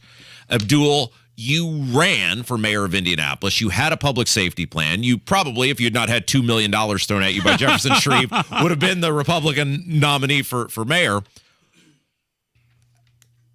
This is the gun. Let's start with the gun plan. The gun plan's stupid, right? I mean, it's unworkable, and it just comes off as pandering and virtue signaling. Well, here's what I thought about Jefferson's gun proposal. Number one, I was always taught that politics is always about addition and not subtraction, and so once again, that's kind of point number one. Point number two. What does that mean? It is about getting more votes and not losing votes. Yeah, okay, very good. Sort of have a net increase of votes. Yeah, that's kind of point number one. Point number two, it's always sort of a fine line when you go from a primary to a general election. Once again, my World Trade Towers example I used earlier today. You're going from the primary to the general election. You're walking on the trade centers. It's the man on the wire. So there's that. Now the bulk of Jefferson's plan, public safety director, agree with that part. Get the root causes of crime, sure, because you can't just jail everybody. I totally get that. My issue on the gun part, and Jefferson and I haven't had a chance to chat yet about this, on the gun part was, even if you believed it, even if you believe, we should bring back permits, raise the age to 18 years old, get rid of AR-15 or whatever the number is, assault style weapons, even if you believe it, why would you take your, for lack of a better term, your silver bullet against Joe Hogsett and basically look like you're adopting it as your own? Yeah. Because now you can't really criticize the mayor's public safety plan because what the mayor's folks can say is, well, I don't know why you're criticizing it. You liked enough to steal our public safety plan. Yeah, now we're talking about things, they're not around the edges, but they come off as around the edges, like a public safety director, which is a big deal. When the conversation last week became about Shreve and Hogsett have the same public safety plan. They don't, but you lose the high ground on the top on this signature issue because you said Hogsett's good enough on this. Right. And to me, now, I like I said, I understand the logic and rationale. Legally possessed guns are an issue here in Marion County, which is why I think the focus of Jefferson's public safety plan should have been on the illegally possessed weapons, not people who are obeying law. Because, for example, let's say you get rid of permitless carry in Marion County, and you do it on a county-by-county basis. Well, let's say I live in Hancock County or Hendricks County, where you don't need a permit. But I work in Marion County. Doesn't mean I got to leave my gun at home. What if I'm just driving through? Logistically, there's a whole bunch of issues with that. So that's kind of point number one. Point number two, one of Jefferson's sort of advisors, I think he said in the IBJ that a mayoral candidate, Indianapolis has a history of mayoral candidates who've gone against their party. So they talk about Dick Lugar and segregation, Bart Peterson and the charter schools, Greg Battle on the LGBT rights issue 10, 12 years ago and some change. I was like, well, yes, they did, but number one, they weren't running for re-election. Number two, they were already mayor, so to speak. And number three, segregation was a bad thing. I mean, there's no argument about any of that. But I think Jefferson, let's put it this way. Had I been the nominee, I'd have probably done things a little bit differently. Well, and so, look, I think I don't know for sure yet, but I think, and it would totally 100% be in his best interest, and I think that's why he recognizes this. I think we're going to have Jefferson on the show later this week. And look, I'm charming and charismatic, I get it, but he knows our audience and he knows we speak to a lot of people. That he needs to win back. If you were Jefferson Shreve at this point, what does he need to say? Because I'm not sure you can win back. Now, Guy Relford doesn't count because he doesn't live in Marion County. He lives in Carmel. I mean, he counts in the sense of he's a person, he has a voice, et cetera. But I'm talking about residents like Jason Hammer. Can you win those people? Like, what could he say? And then if you try to win them back, do you run the risk of coming out as totally pandering? Like, what does he do now? And because obviously we're going to ask him about it if he comes on. We have to, and we're going to do a deep dive. Actually, what do you do? Actually, I'm still thinking about that one. It's like, okay, how do you undig yourself out of this political hole? Now, is the race over? No. A day in politics is a lifetime. Anything can happen between now and then. And technically, nobody can be mad at you forever. Well, I take that back. My wife can be mad at you forever, but nobody can technically be mad at you or upset with you forever. With that said, though, the challenge for Jefferson is going to be how do you get back in the good graces, of those folks who are concerned about crime, who are concerned about violence, who are concerned about illegally possessed weapons, but it does not look like you're going after law-abiding citizens. To me, that he's got a bigger challenge now than he did. I'll say before Wednesday of last week. Yeah, and I struggle with this because as a Hoosier lifer, while I don't live in Marion County, I certainly work here every day. I certainly, I have... You're affected by what happens here. I am, absolutely. And every donut county is absolutely affected, and everybody in the state is technically affected by the capital city. And it sucks as someone who has been coming to this city for years and years and years, who has great memories in this city made for years and years and years. I do not feel comfortable just waltzing around Indianapolis right now. And people had always said, well, how could you support Abdul? And he's very liberal and blah, blah, blah. Well, first of all, the number one reason, and I told you this from the beginning, other than I love you, is you would have been great on the crime issue. And that's the issue, right? Solving violence, solving criminal behavior, solving panhandling and accosting people downtown. That is the issue. And I think Shreve would still do a markedly better job than Joe Hogsett. Now, I don't have a vote, but I'm still willing to hear what the guy has to say because we cannot deal with 4 more years of Joe Hogsett.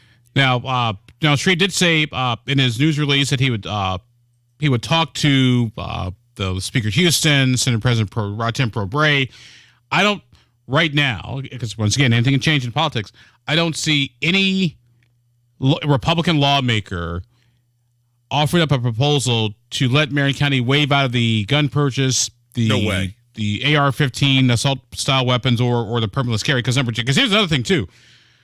Let's say you got to be 21 now to buy a gun in Marion County. Okay, I'll just drive across Raceway Drive or 96th Street. Okay, we got to get to a break because Kurt Darling, again, foaming at the mouth to get this newscast in. But before we go, 2 things. One, let's say we have him on Wednesday.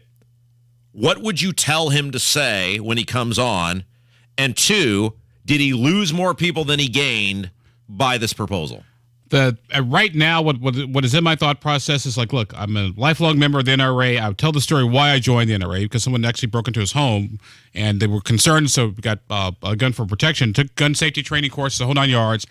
I would say I've always been a member, a supporter of the Second Amendment. I would not do anything to trample on your Second Amendment rights. This is a starting point, for a conversation about how we can deal with illegally possessed weapons.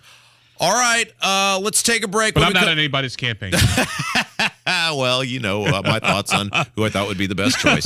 And as usual, I think I might have been proven right, but we'll look forward to that. If he comes on, we think it'd be a great idea, and we think it'd be the best thing for him. All right, let's take a break. Voicemails are next. We got an incredible phone call about someone who had an interaction with Mike Braun over the weekend and asked him what his plan is with property taxes, and his answer was it was unbelievable and totally believable at the same time. Down the 7. The Eagles present The Long Goodbye, the final tour. Due to Demand second show edit. With special guest Steely Dan. Cambridge Fieldhouse October 9th and Due to Demand second show edit October 10th. Get tickets now at Ticketmaster.com. The Eagles, The Long Goodbye, the final tour. For more, visit Eagles.com. Gilbert worked in retail and restaurant management for 14 years. It was time for a change. I recognized where I was at was vulnerable to the whims of the economy. Then he heard about My Computer Career. Gilbert went for it. In as little as 7 months, I got all of my certifications at a fraction of a cost for college. He became an IT pro in just months with zero experience at mycomputercareer.edu. I can work from anywhere. I have more time for my family as well. It's not rocket science. It's mycomputercareer.edu. This is one student's experience. Individual results vary. 93 WIBC Mobile News. On the level, on the go. Might want to be careful outside. It's 73 and cloudy downtown. I'm Kirk Darling. Here's what's trending at 10:30. Smoke from the Canadian wildfires has made its way back to Indianapolis. The last time the wildfire smoke hit Indy, it had the worst air quality in the world. Randy Bowers with the National Weather Service says this time it won't get as bad, but you should still be careful. Just be cautious, obviously, with any outdoor activities, and just be careful not to be exposed too much, since air quality is going to be a little bit lower than we would typically see due to the wildfire smoke. Not to mention, there's also a chance for some severe thunderstorms later today here throughout most of central Indiana. Former President Trump says that there are some good people running against him for the 2024 GOP presidential nomination. Speaking on Fox's Sunday Morning Futures, the former president acknowledged some of the GOP candidates could have a role in his administration if he's elected again. While he didn't rule out the possibility of selecting a running mate from among his primary challengers, he declined to name anyone specifically. I'm Kirk Darling, on the level, on the go, and on WIBC.com. Indiana adventure is near. Come to Grant County this year. Discover Masterpiece Quilts at the International Quilters Hall of Fame celebration in Marion, Indiana, July 20th through 22nd. This amazing celebration features world-class exhibits, great workshops and lectures, and the induction of the 2023 honoree. Get details at showmegrantcounty.com. Grant County, Indiana. Classic, cool. Indiana adventure is near. Come to Grant County this year. Hey guys, it's Rob from my incredible friends at Life Church. Man, yesterday's sermon with Pastor Micah Beckwith was awesome. And it was talking about how in any season in life, you can still be accomplishing great things by preparing for others to accomplish great things. And it's a common thing at Life Church where you walk out of service feeling like the Lord is speaking directly to you and having a huge impact on your life. Life Church is warm, they're welcoming, they would love the opportunity to meet you and your family. Learn more about locations and service times at lifechurchin.com. Planes, trains, automobiles, and motorcycles. If you've spent a lot of time working or playing around loud vehicles, you may have trouble hearing on the telephone. Get back in gear with Relay Indiana, providing telephone accessibility to the hard of hearing. Relay Indiana allows hearing-impaired callers to have normal phone conversations through voice recognition technology. And there's loaned equipment for those who qualify. Add clarity back in your phone conversations. Get the CapTel captioned telephone from Relay Indiana. Visit RelayIndiana.com. You're listening to the Kendall and Casey Show on 93 WIBC. It's time to hear from you. Kendall and Casey present Voicemails. Brought to you by QC Kinetics for non-surgical regenerative medicine treatments at 317-559-PAIN. I'm so sorry you have just reached my answer. 317-684-8444. 317-684-8444. That's the phone number if you'd like to call, leave a message. And then maybe if your message is interesting enough, that's the key, right? We are in the entertainment business. So you got to be interesting, you got to be entertaining. If it's one of those two things, you might be able to tell your friends and family, did you hear me on the radio? It's the Kendall and Casey Show. I'm Rob. Abdul's in for Casey today. And call number 10 wins a free pizza. Kevin's here. Well, you know, Abdul, we've said for a long time the reason we do this is because these airwaves are very valuable. It's very valuable real estate. And I know some people will take just random phone calls. We are not risking that on this show. We are going to control what gets on, and we're going to make sure that your phone call is living up to the very high expectation our audience has when it comes to being entertained. You see, my first days of being the talk radio shows, back in like 2002, more than 20 years ago, we we used to basically producing our own show. Yeah. So we had to run the board and do the calls, and no producer, no those calls. No dump button, no nothing. No dump button. Sound alive on a wire, right? We're talking about working without a net. And those days were awesome. So anyway, 317-684-8444 is the phone number. Full disclosure, I am the one who vets the voicemail. So if you're looking to get on the air, say things you think I might approve of and or be interested in. All right. So one of the things that amazes me, Abdul, and I've said this and I will continue to say this, is remember in Happy Gilmore where he's like, just tap it in the hole, Happy. It's just a little tap, tap, taparoo. The ball's right there. You just got to tap it in the hole. In the Republican primary, to me, the tap it in the hole is property taxes. Even if you have no plan, and just so we make it clear, we're not using Freudian slip here or euphemism. You're literally talking about tapping it. Yes, it's just like the property taxes in a Republican primary be completely out of control. It's like a freebie. At least Curtis Hill, when we asked him about it the other day, he doesn't have a plan, but at least he was like, yeah, that's bullcrap. Somebody better fix that. Of course, you would be the one to fix it, but none of the other people, and no one, including Curtis Hill, have an actual concrete plan to deal with property taxes. And to me, in the Republican primary, at least, that seems like the biggest freebie winner to get people to go, well, that dude has a plan, or in the case of Suzanne, that girl has a plan. I may not like the rest of it, but at least they got a plan to fix property taxes. None of them seem to care. Well, I think they care, but what you also got to understand, too, is that the state is limited by what it can do with property taxes in the sense that property taxes, for the most part, are dictated by local assessments. And why is that? Who makes the rules? And by local spending. Who makes the rules? Hold on for a second there, Chief. Let's ease off the accelerator. Who makes the rules? See, folks, hey, we got through an hour and 36 minutes before we got into it with each other. Ease off there, Sparky. With that said, though, a lot of our property tax bills are basically driven these days by market forces. It's the old free market. It's what a house goes for, what a house sells for, and the assessed value. Now, I think there are things you can do on the assessment side of things, and if you're sort of an owner-occupied home over 65, I think there's some things we can do with the property taxes to make life a little bit easier, a little bit more affordable for folks to live in their homes. But the state's hands are tied for a lot of the hands are tied by what happens with property taxes, because a lot of it is driven by local spending and market forces. So what a lame-ass excuse. Even for you. It's true, though. They make the rules. This is always the thing that the state lawmakers do. I'd love to help you out, but that's a local issue. As though they don't make it a local issue. They're in charge of everything. And this is what these lawmakers do all the time, and you know this. When it's something that's hard, they go, well, that's hands off, Johnny, local issue, local control, local domain. But when it's something that they can be Johnny Tough Guy on, that's not going to have ramification, they seize power like it's going out of style. They always want their cake and eat it too. And they could fix this. They could step in. They could change the system. They don't want to, though. They don't want to. Here's the question, though. What would you change the system to? Well, first of all, I think the whole form of taxation is totally unjust because you never actually own your home. That is ridiculous that the government taxes me on something they have absolutely nothing to do with. They had absolutely no. But then again, if you get rid of property tax, okay, let's say we got rid of property taxes. Yes, great. Then how do we pay for the services that the home receives, which makes the homes valuable? It's the police, it's the fire, it's the schools, it's the sewer. Because I reject your premise that the state of Indiana needs a $44.5 billion biennial budget. I worked well, the state of government. Indiana doesn't get that. We're talking about local police, local fire, local roads, local sewer, local schools. Right. So there's two parts to your question. Number one, we have a gross excessive amount of revenue. The Capitol Chronicle detailed how these scumbags. Now, Micah told me not to use the word scumbag.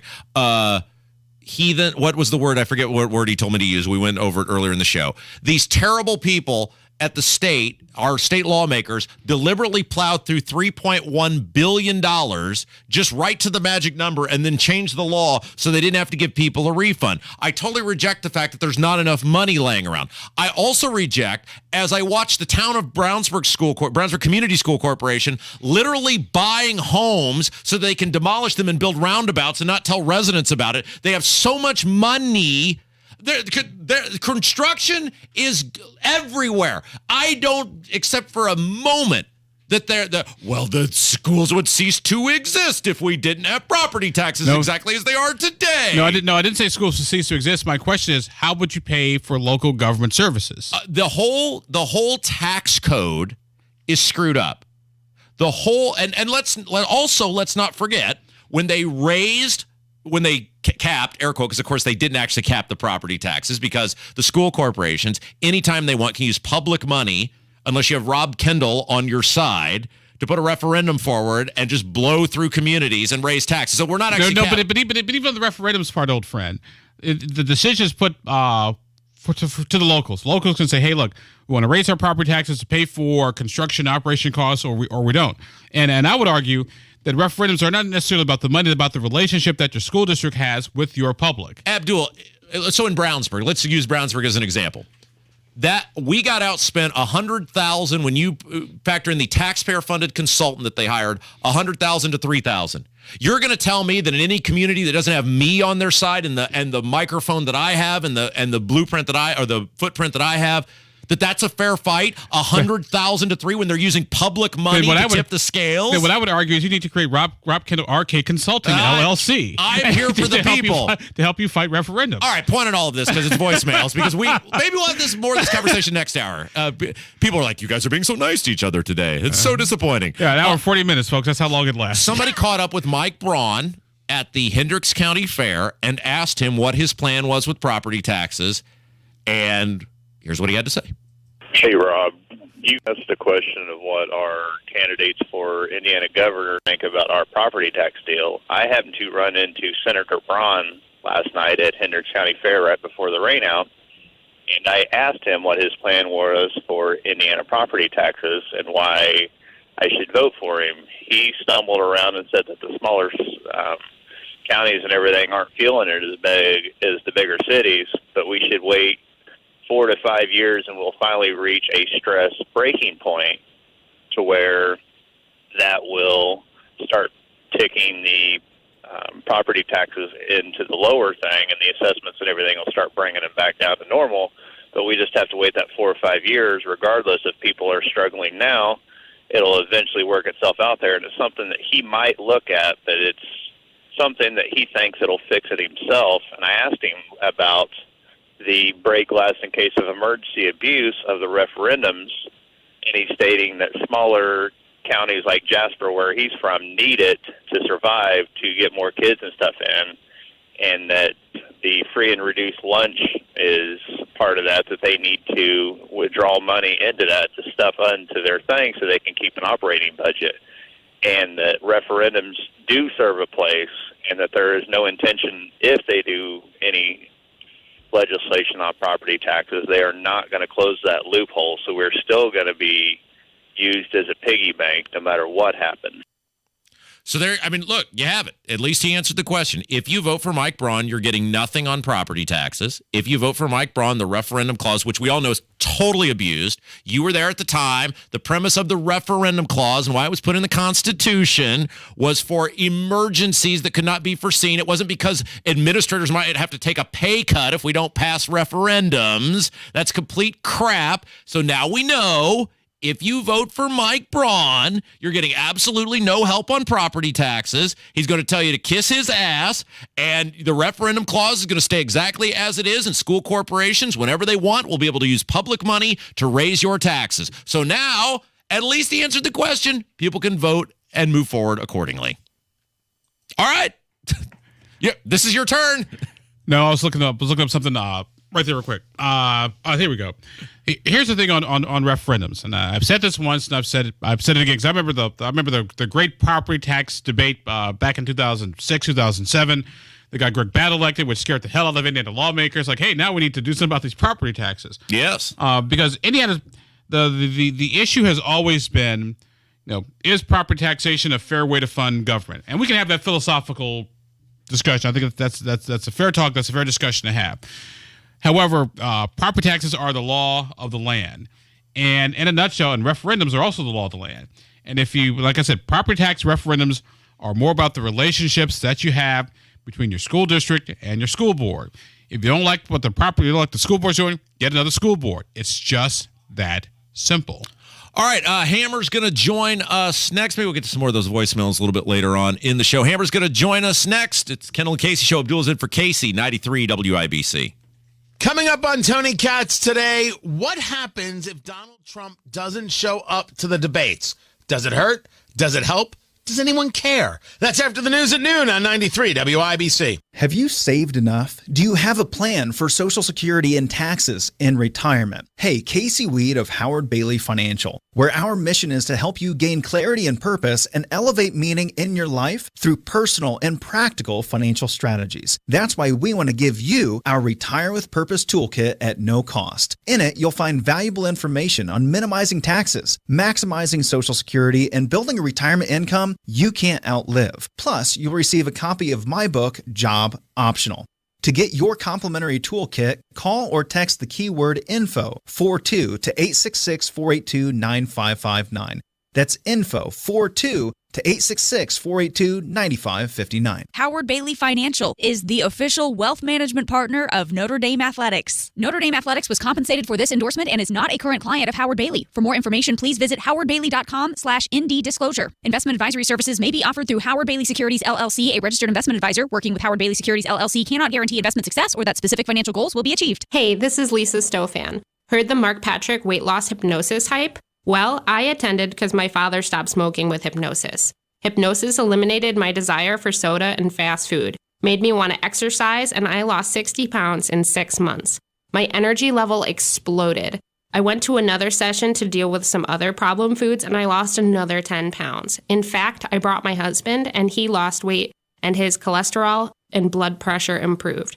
My friend lost 20 pounds her first 2 months. What are you waiting for? Join Mark Patrick seminars and lose the weight or stop smoking guaranteed. Early bird special only $49.99. Hypnosis designed to destroy unwanted cravings, late night eating binges, boredom eating, stress eating. Seminars Thursday, July 20th at the Holiday Inn Express and Suites in Noblesville. Weight loss seminar 5:30, stop smoking seminar 8 p.m. And Saturday, July 22nd at the Holiday Inn Indianapolis Airport. Weight loss seminar 11 a.m., stop smoking seminar 2 p.m. Register at markpatrickseminars.com. For adults with moderate to severe plaque psoriasis who are candidates for systemic or phototherapy, now there's Skyrizi, Risankizumab Rizza, a prescription-only 150 milligram injection. With Skyrizi, 3 out of 4 people achieve 90% clear skin at 4 months, and Skyrizi is just 4 doses a year after 2 starter doses. Nothing in me go hand in hand. Nothing on my skin, that's my new plan. Nothing is Don't use if allergic to Skyrizi. Serious allergic reactions and an increased risk of infections or a lower ability to fight them may occur. Before treatment, your doctor should check for infection and tuberculosis. Tell your doctor if you have an infection or symptoms, such as fever, sweats, chills, muscle aches, or cough, or if you plan to or recently received a vaccine. With Skyrizi, you could achieve 90% clearer skin. Ask your doctor about the #1 dermatologist-prescribed biologic in psoriasis and visit Skyrizi.com or call 1-866-SKYRIZI to learn more.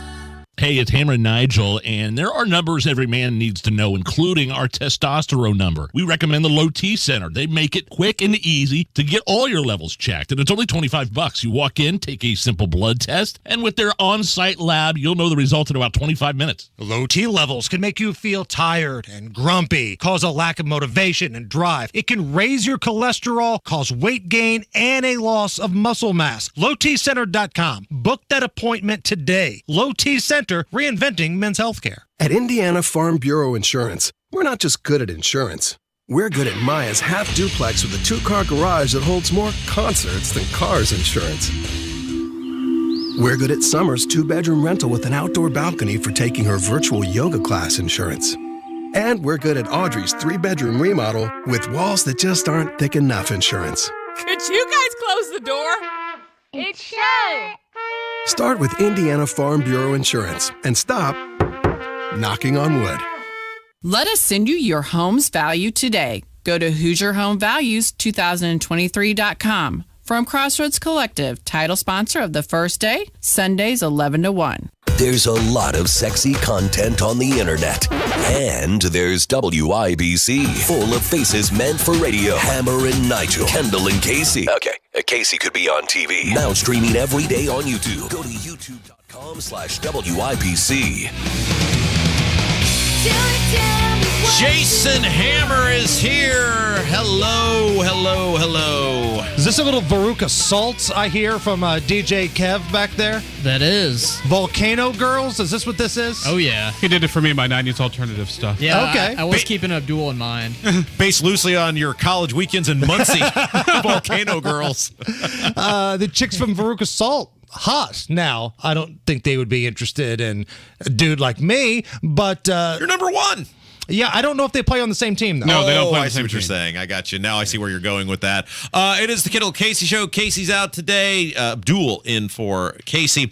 So Abdul and I had a little powwow here earlier in the hour about Jefferson Shreve, the plan that he put out last week, the public safety plan.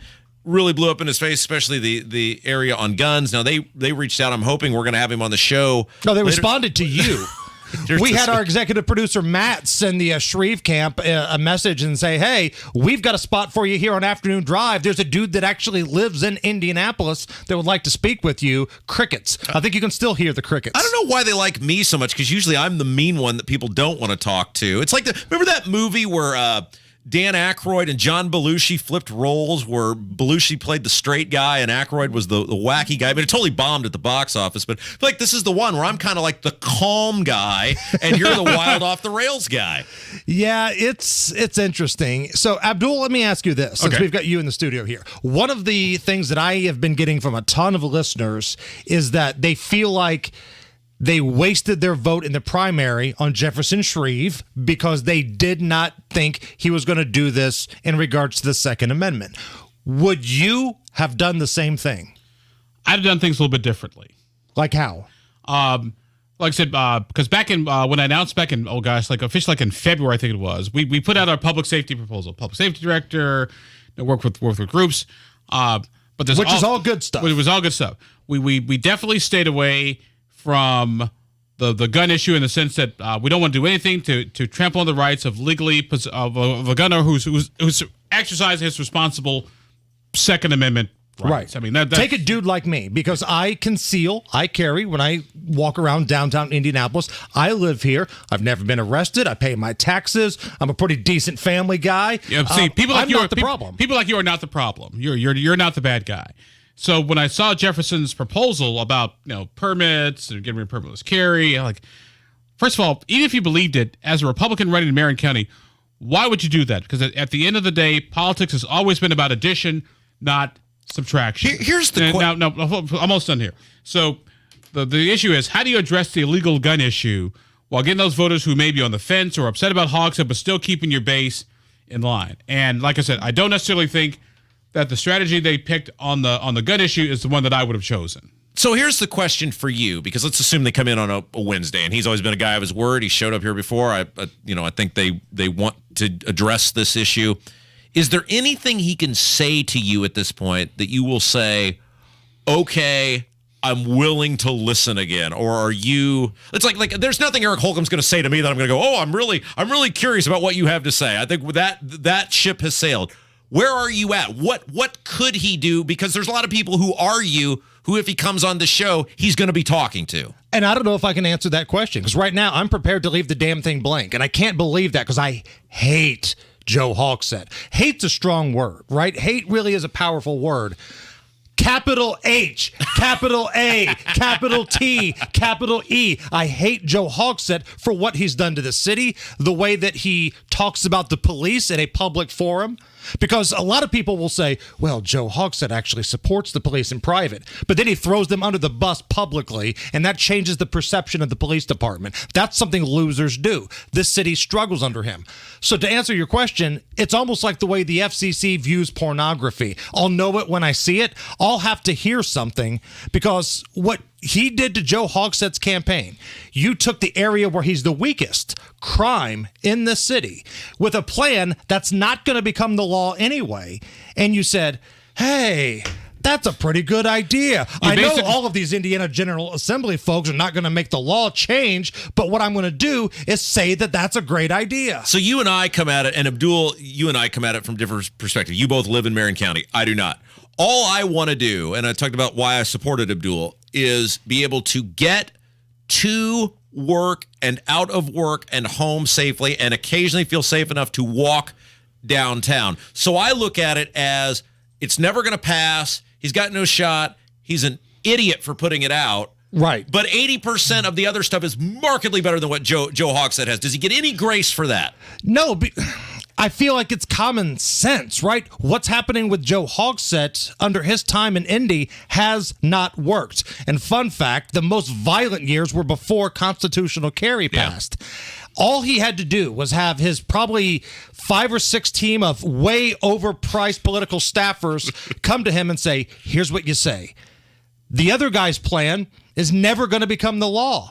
It's a Hail Mary. It's a wish list. His poll numbers, even with Democrats, are bad. Abdul, you've told us this for a number of years. A lot of Democrats are losing steam with Joe Hogsett. This plan was never going to become law anyway. What we're going to do is have realistic conversations about how Indianapolis is going to get better. We're going to be tougher on violent repeat criminals. Maybe we'll have better rehabilitation programs for nonviolent offenders. We're going to work with the inner cities. We're going to have mentor programs. You lay out things like that. You don't blame people like me, people like my dad and my neighbor for all of the problems going on the canal in downtown Indianapolis. That's ridiculous. The other reason I liked Abdul is I had no doubt that on a debate stage and in television ads, Abdul would have questioned Joe Hogsett where he was during the riots. To me, it is concerning that we have an aggressive stance on guns for law-abiding citizens of this state, and yet I've seen no aggression whatsoever from Jefferson Shreve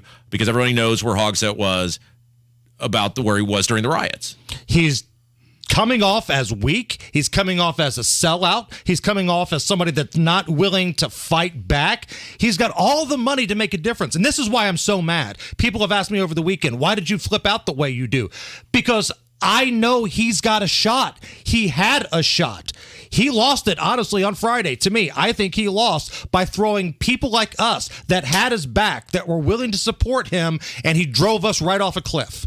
Yeah, I don't. And like I said at the beginning, politics has always been about addition, not subtraction. And at the end of the day, you got to have sort of a net plus of voters. Now, maybe there's some polling or something out there that shows that most people would support what he wants to do.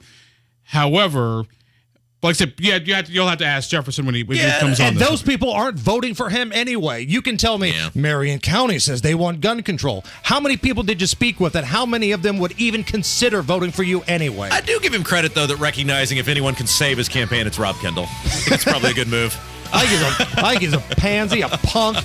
I'm still disgusted. I can't wait for this afternoon. What's coming up this afternoon? I'm going to remind everybody every single day until the election, because those overpriced nerds that he hired to run his campaign are hoping the news cycle takes away the story. I'm going to remind people every damn day. That's Hammer. Let's go! Here. It's Kendall Casey Show, 93 WIBC.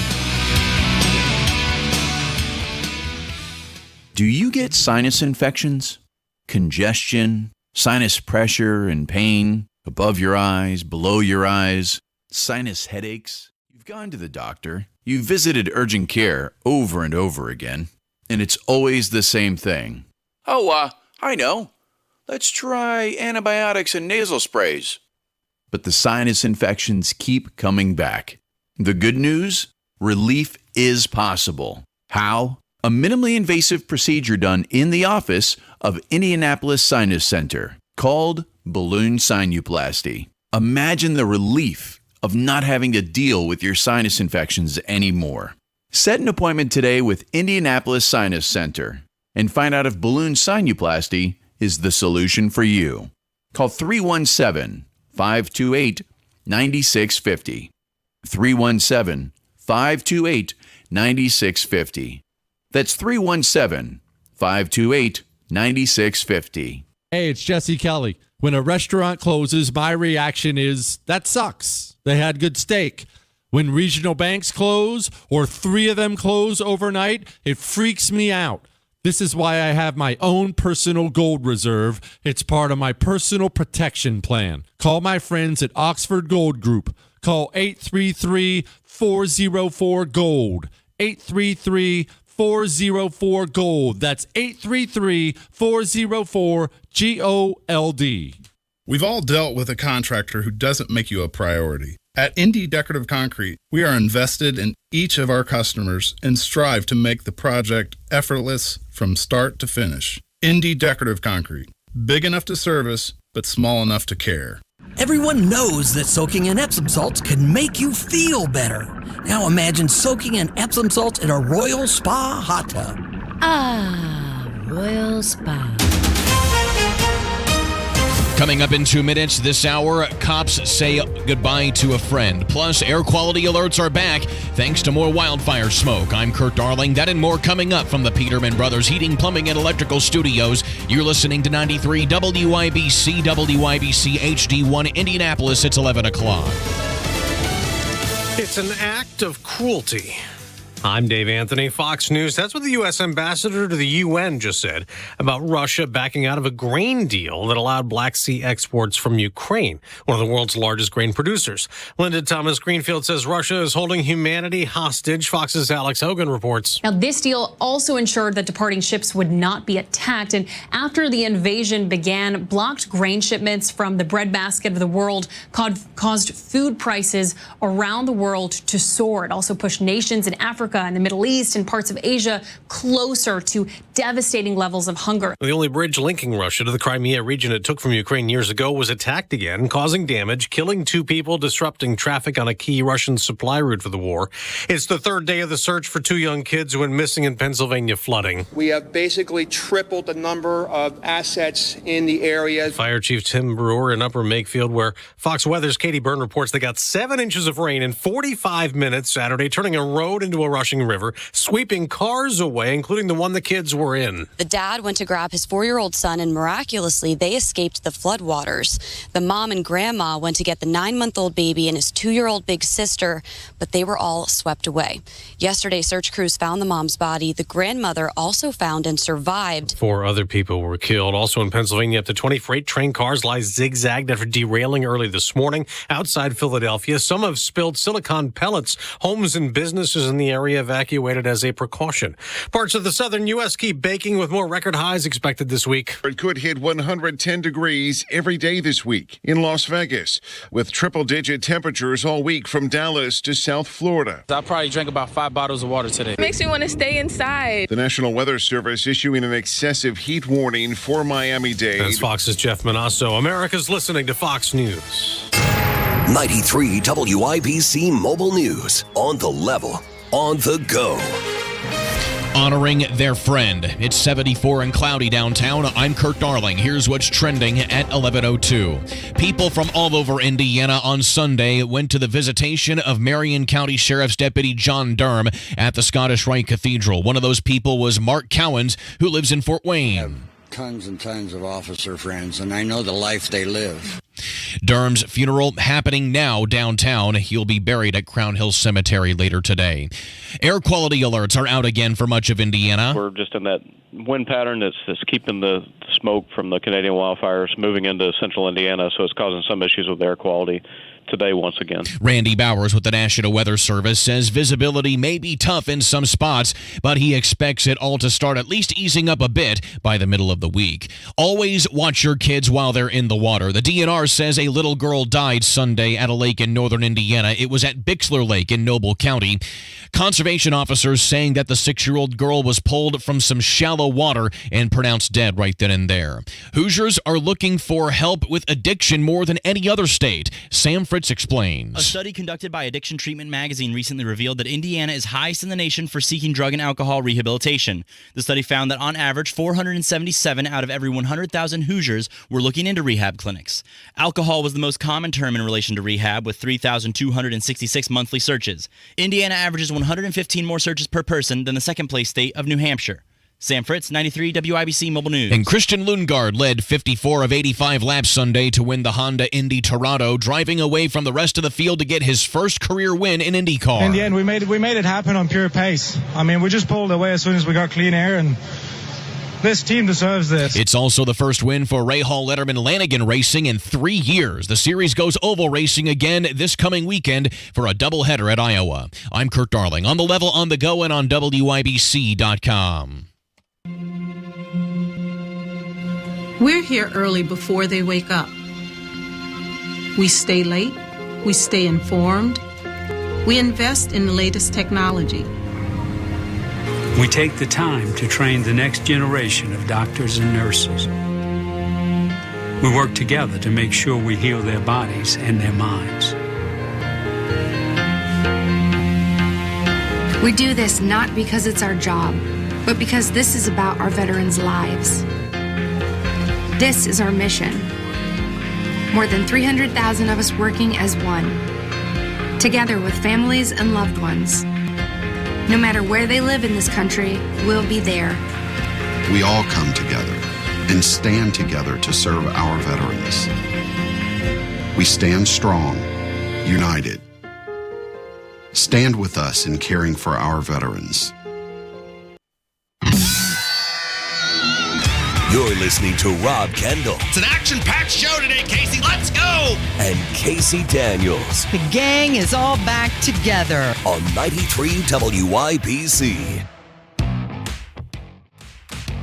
It is the Kendall and Casey Show, 93 WIBC. I'm Rob. Casey's out today. Abdul in for Casey. Kevin's here as well. And, well, let's start the hour, what promises to be probably a Marconi-worthy hour of radio, with Kamala Harris. We're talking Tim Marconi, who lives on the south side of town. Yeah, that's right.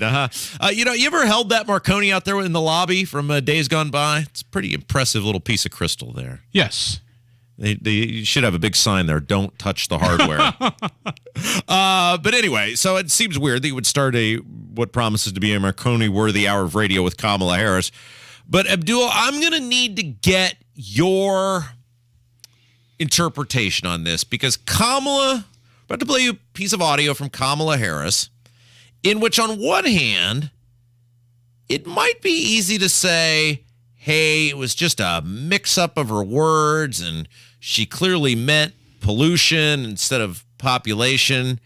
However, one of the tenets of many people on the left is that the world is overcrowded, and we've got to do something about the amount of people. Of course, you realize planet. you could fit the entire world's population in the state of Oregon. Well, look, these are their words, not mine. I think we need more people. You know me, I'm 100% pro-life. But given the anti-life stance of the left and many people who are blatantly out there talking about we need fewer people on the planet, let's play the audio and you tell me if indeed, as they're trying to spin now, she meant pollution, or if indeed she really meant population. When we invest in clean energy and electric vehicles and reduce population, more of our children can breathe clean air and drink clean water. This administration sure does make a lot of gaffes that they have to go, oh, I didn't mean that. They meant fill in the blank. Look, you can say whatever you want about Mike Pence. At least he could speak. At least every single day it wasn't, no, Mike Pence meant, he didn't mean population and pollution. I think Mike Pence and Kamala Harris sort of show the two sides of, I would say, communication in the extreme. Pence is so scripted and so on point that he would never, ever have a sort of a free lapsing moment. Yeah. Meanwhile, Kamala Harris, on the other hand, probably prepares her speeches on the back of a cocktail napkin. Now, you say this as someone who used to prepare radio shows on the back of a cocktail napkin. Yeah. I mean, it's one thing to have your sort of your talking bullet points and give yourself some flexibility for a little bit of impromptu chatter here and there. That's fine. What she says, and reduce population. So more of our children. It's like, I'm not quite sure. Like that present, what you said, reduce population, did you mean pollution or what exactly? Here we go. I always give people an opportunity. Yes, you do. To fix themselves. Like, hey, did you just say that? Are you sure that's what you meant? Yeah. Yes, you did. Yes, you do. Yeah, that's why I enjoy your interviews, because you let people hang themselves. And that has long been your approach from all the way back on WXNT when I was listening to you as a young lad. The major issue, though, is, and look, the left is the party of abortion. They are very pro-abortion. In many cases, they advocate it for conception to live birth. You have people such as the World Economic Forum, et cetera, who advocate for population control, who are huge supporters of the left and left politicians. You can't make that mistake, given who and the things that have been said and done in the base of your party, and then expect, oh, no, you silly peasants, she clearly meant pollution. Well, see, the thing is, once again, it's another example of making. If you're an elected official, you should create news, but create news for the right reason. Now, here's you're a Cubs fan. Here's another unforced error. Okay, here is my other thing, and Casey and I have talked about this for a long time, is we do a 3-hour radio show every single day. So that is 15 hours a week. On top of that, you're on it with me a whole bunch, the State House Happening show, which is 30 minutes, various other off the rails, etc. That's about at least 16 hours of content I'm producing every week. And there might be one or two times where I will misspeak or say something that, think of one word and be using another. If in 16 hours, I can usually keep it to a couple of times without, as you might say, correcting yourself immediately or whatever. How is it that these politicians, Kamala Harris and Joe Biden, in scripted speeches, things that are written out for them, do this multiple times a week? And they don't do anywhere near 16 hours worth of content. How is this that we keep what is worse, that they actually mean the things they say, or that they're so incompetent they keep saying the things and making the mistakes? I think sometimes what the problem is that you're so guarded from making a mistake that you actually make a mistake. It's like the episode of The Twilight Zone where the guy goes to the fortune teller and the fortune teller says you're going to die today at 5 o'clock. So the guy is so hell-bent on trying to not do anything to die at 5 o'clock that everything he does causes him to die at 5 o'clock. Yeah, that's a good point. Now, I don't know if you knew this, Abdul, switching gears. By the way, it is the Kendall and Casey show. I'm Rob. Kevin's here. Abdul and for Casey today. I don't know if you knew this, but everything is Donald Trump's fault. Did you know this? No matter what it is, everything is Donald Trump's fault. And the newest example of this is last week, Joe Biden decided to give cluster munitions to the Ukraine. Now, keep in mind, just not all that long ago, Jen Psaki and the Biden administration were ripping the fact that Trump had these munitions, that he had stored these munitions, that they were a danger to the world, that they blow up at unintended times, they kill little children, they kill innocent civilians, these are the worst thing ever, and now you've decided to give them to the Ukraine. And Biden, for some reason, I don't know if he remembers doing it or knows he did it, gave an interview where he said, well, the reason I'm giving them the cluster munitions is our country is so low on everything else that really this is one of the few things we have left to give them. Now, I don't know, Abdul, as commander-in-chief, I would think it would be a huge no-no to tell your adversaries around the world we're so low on munitions, we had to give them these super dangerous munitions. What say you? Well, first of all, number one, be careful what you wish for because you just might get it. That's kind of point number one. Point number two, to go after the previous administration, okay, that's fine. But when you end up doing the same thing, you may want to think about, like, okay, so we have to do this. What's our response going to be? You should think about that beforehand. Number three, once again, it's an unforced error.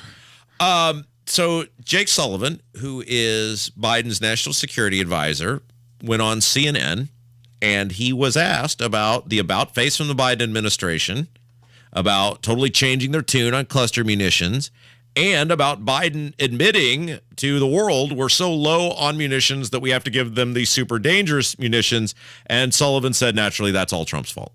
President Biden said recently that the U.S. gave cluster bombs to Ukraine in part because the U.S. is low on other ammunition to give the Ukrainians. That's a pretty shocking admission. Is it acceptable to the Biden administration that the U.S. is low on ammunition, and what are you going to do about it? Well, when we came into office, we found that the overall stocks of 155 ammunition, which is the NATO standard ammunition you use for artillery rounds, was relatively low. But more importantly, Jake, we discovered that the ability to mass produce that ammunition would take not days or weeks or months, but years to get to the level that we needed. So President Biden ordered his Pentagon to work rapidly to scale up the ability of the United States to produce all the ammunition we could ever need for any conflict at any time in the future. We are in the middle of doing that. Nobody accepts responsibility, Abdul. I mean, you've been around these people for decades now. Why are they so afraid to just say, you know what? We've made a mistake. and we're working to correct it. And we will get that corrected as soon as possible because we recognize there's a national security interest in doing so. It always has to be someone else's fault, and both parties do it. Obviously, we're talking about the Biden administration, but both sides always just blame the other one. And it's so disappointing. Well, like I said, once again, I was always talking politics like, hey, if we're going to do something, okay, first of all, if we're going to beat up the previous administration, which I always give you a year to beat up on the guys who were here last time. Now you're going through a budget cycle. Now it's all right. It's all you. Let's say like, oh my God, we're still finding $800 million screwdrivers. Right. Blah blah blah. You wanted the job. Yeah, exactly. You wanted the job. Now, once again, it's like, okay, so what's our strategy in case we have to do the exact same thing that our predecessors did? Well, what's our game plan? And we need to think about that. Just as sort of part of our strategy discussion, part of our strategy equation. All right, speaking of excuses, more from the Biden administration. Biden spokesman John Kirby, he was on Fox News, and he said, well, it's no big deal. They allegedly couldn't find anything on who brought the cocaine into the White House. Certainly you can understand that Americans, many of them, first of all, are aghast that there was ever cocaine in the White House. We heard that there were reports of marijuana a couple times found there last year as well. But more importantly, that it's case closed. In less than 2 weeks, we know nothing about who brought this in, inability to track people, no surveillance cameras. What if it was something much more dangerous? Well, again, I can't really speak to the investigation that was done by the Secret Service. They did the best they could to track down how it got there and who it might have belonged to, and they were not able to come up with any forensic evidence that proves it. But of course, look, we take this seriously. That's not the kind of thing we want to see happen. Now, it did happen in a visitor's lobby area just outside the main West Wing. So it was a highly trafficked area. We're going to take a look at how that happened, and obviously, if there's things we can do to prevent that in the future, certainly we'll do that. Nobody's happy about this. They did the best they could, Abdul. They gave it a full 2 weeks. The Secret Service, some schmo, supposedly brought cocaine into the White House. I guess was walking all throughout the White House to get to the location where they left the cocaine. And we're supposed to believe that it's just some, as the great Bobby Heenan would say, some ham and egger off the street, and he didn't leave any fingerprints on the cocaine. And, well, we'll do better next time. Well, like I said, the thing is, obviously the White House knows a lot more than what they're revealing. I get that. I understand this. It's the politics of what you do. However, with the history of Hunter Biden and his drug addiction issues, it probably wouldn't hurt to be a little bit more transparent on this one. Abdul is in for Casey. Kevin's here. It's Kendall and Casey show. I'm Rob. When we come back, Tim Scott got asked a question by Tucker Carlson over the weekend that I thought was fascinating. He did not have an answer for it. It was on how we get out of Ukraine and when have we achieved victory. That is the question I've been asking. Is there is no mission accomplished moment by which we know we're done. And then Vivek Ramaswamy, he is kind of an up-and-comer in this Republican presidential primary. The guy keeps hanging around, keeps making news. He gave a phenomenal speech in West Palm Beach over the weekend. We'll play those both for you when we come back. It's Kendall and Casey Show.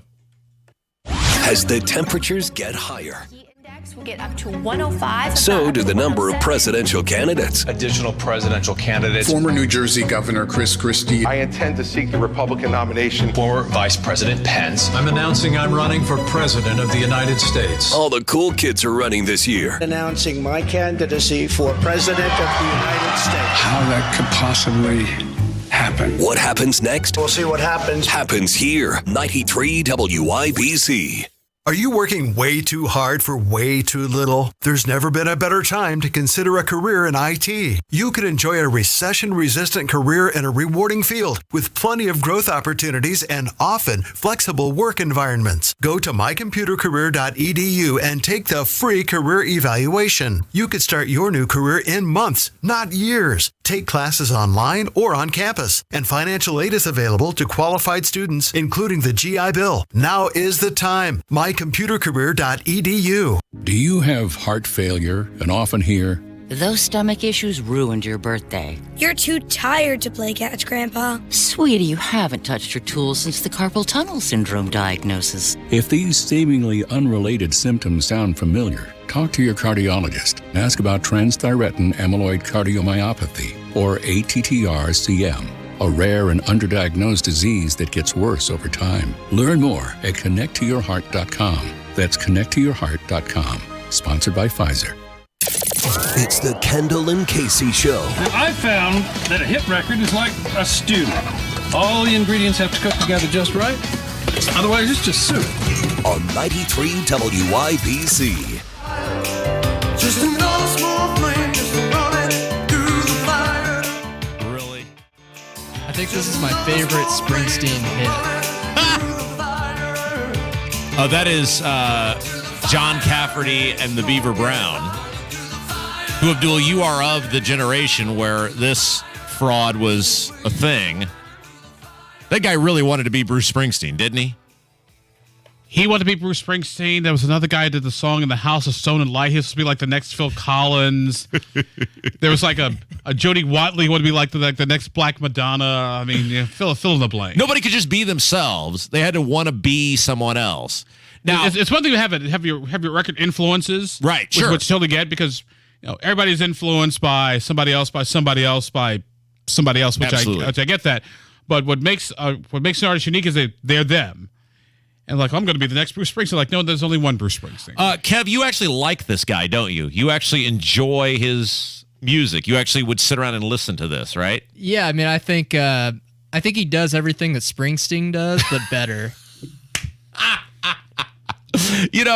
I went years ago. It was at the Vogue to a guy who was what do they call those, cover bands? Yeah, and they dress up like the people, and like they a tribute band. Yes, and this guy was a Bruce Springsteen impersonator, and he looked like him, and he had a black guy who played the saxophone like Clarence Clemens. He had a guy in gypsy clothes like little Steven Van Zandt. So like the band looked vaguely like the E Street Band.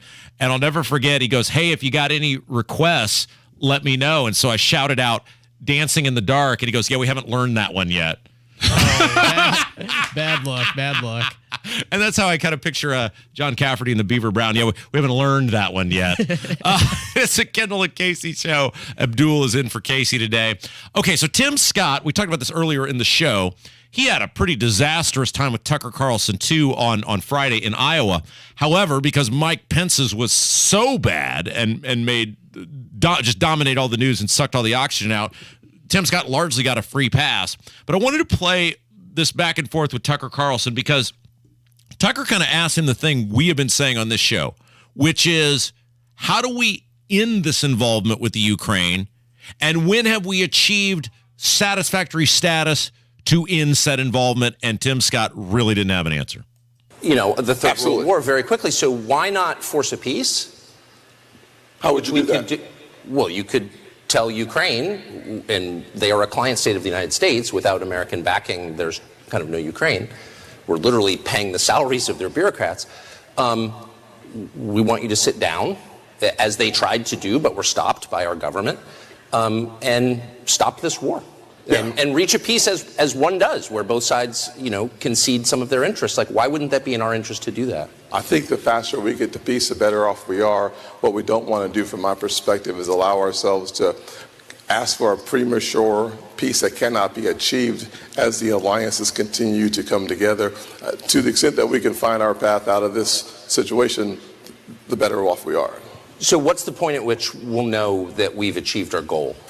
And I say that within the context of having watched 20 years of occupation in Afghanistan, where nobody could answer the question, what's the point? Yes. And no one in Congress ever asked that question, amazingly. So what is the specific goal here? Yeah, so I would say that the objective should be for Zelensky and Ukraine to be able to achieve victory by maintaining as much of their territory as they possibly can, and then seeing the resources that we've deployed, along with our Western alliances, achieving the peace that I believe comes when you get these two folks to sit down and have a conversation that allows them to determine where those lines will be drawn for the next 100 years. Okay, so he was all over the map, and it's vague stuff that you can't pin down. And Abdul, I'm not trying to be facetious for once, facetious at all when I ask this. Do you have any idea what the actual plan in Ukraine is in terms of our involvement there? I think, keyword I think, it is to restore the Ukraine's geographical integrity. Okay, so Isn't it alarming, though, because you're very much up on the news and I'm very much up on the news, that, and again, I'm not laughing that you said I think at you. I'm laughing because shouldn't you be able to say, if you have sent hundreds of billions of dollars somewhere, here is why we're there, here's when we're leaving, here's what we deem as success, and they have not done that. We just keep hearing these endless commitments. Well, I can see the define like, hey, here's what a success is. Now, to put sort of a hard, fast date on we're leaving after this date, like, I got some issues with sort of telegraphing that part of it. But I'm a firm believer, like, here's what our 3 objectives for success are. Restoring Ukraine's geographical integrity, providing security for Eastern Europe, and sending clear to the Russians that, hey, you got to back off. Isn't it weird that we never get a return on investment? There's no audit. Like, you're a business guy. You own businesses. You've worked for mega companies. You know, in successful business, there's every so often you sit down and go, hey, look, here's what we spent.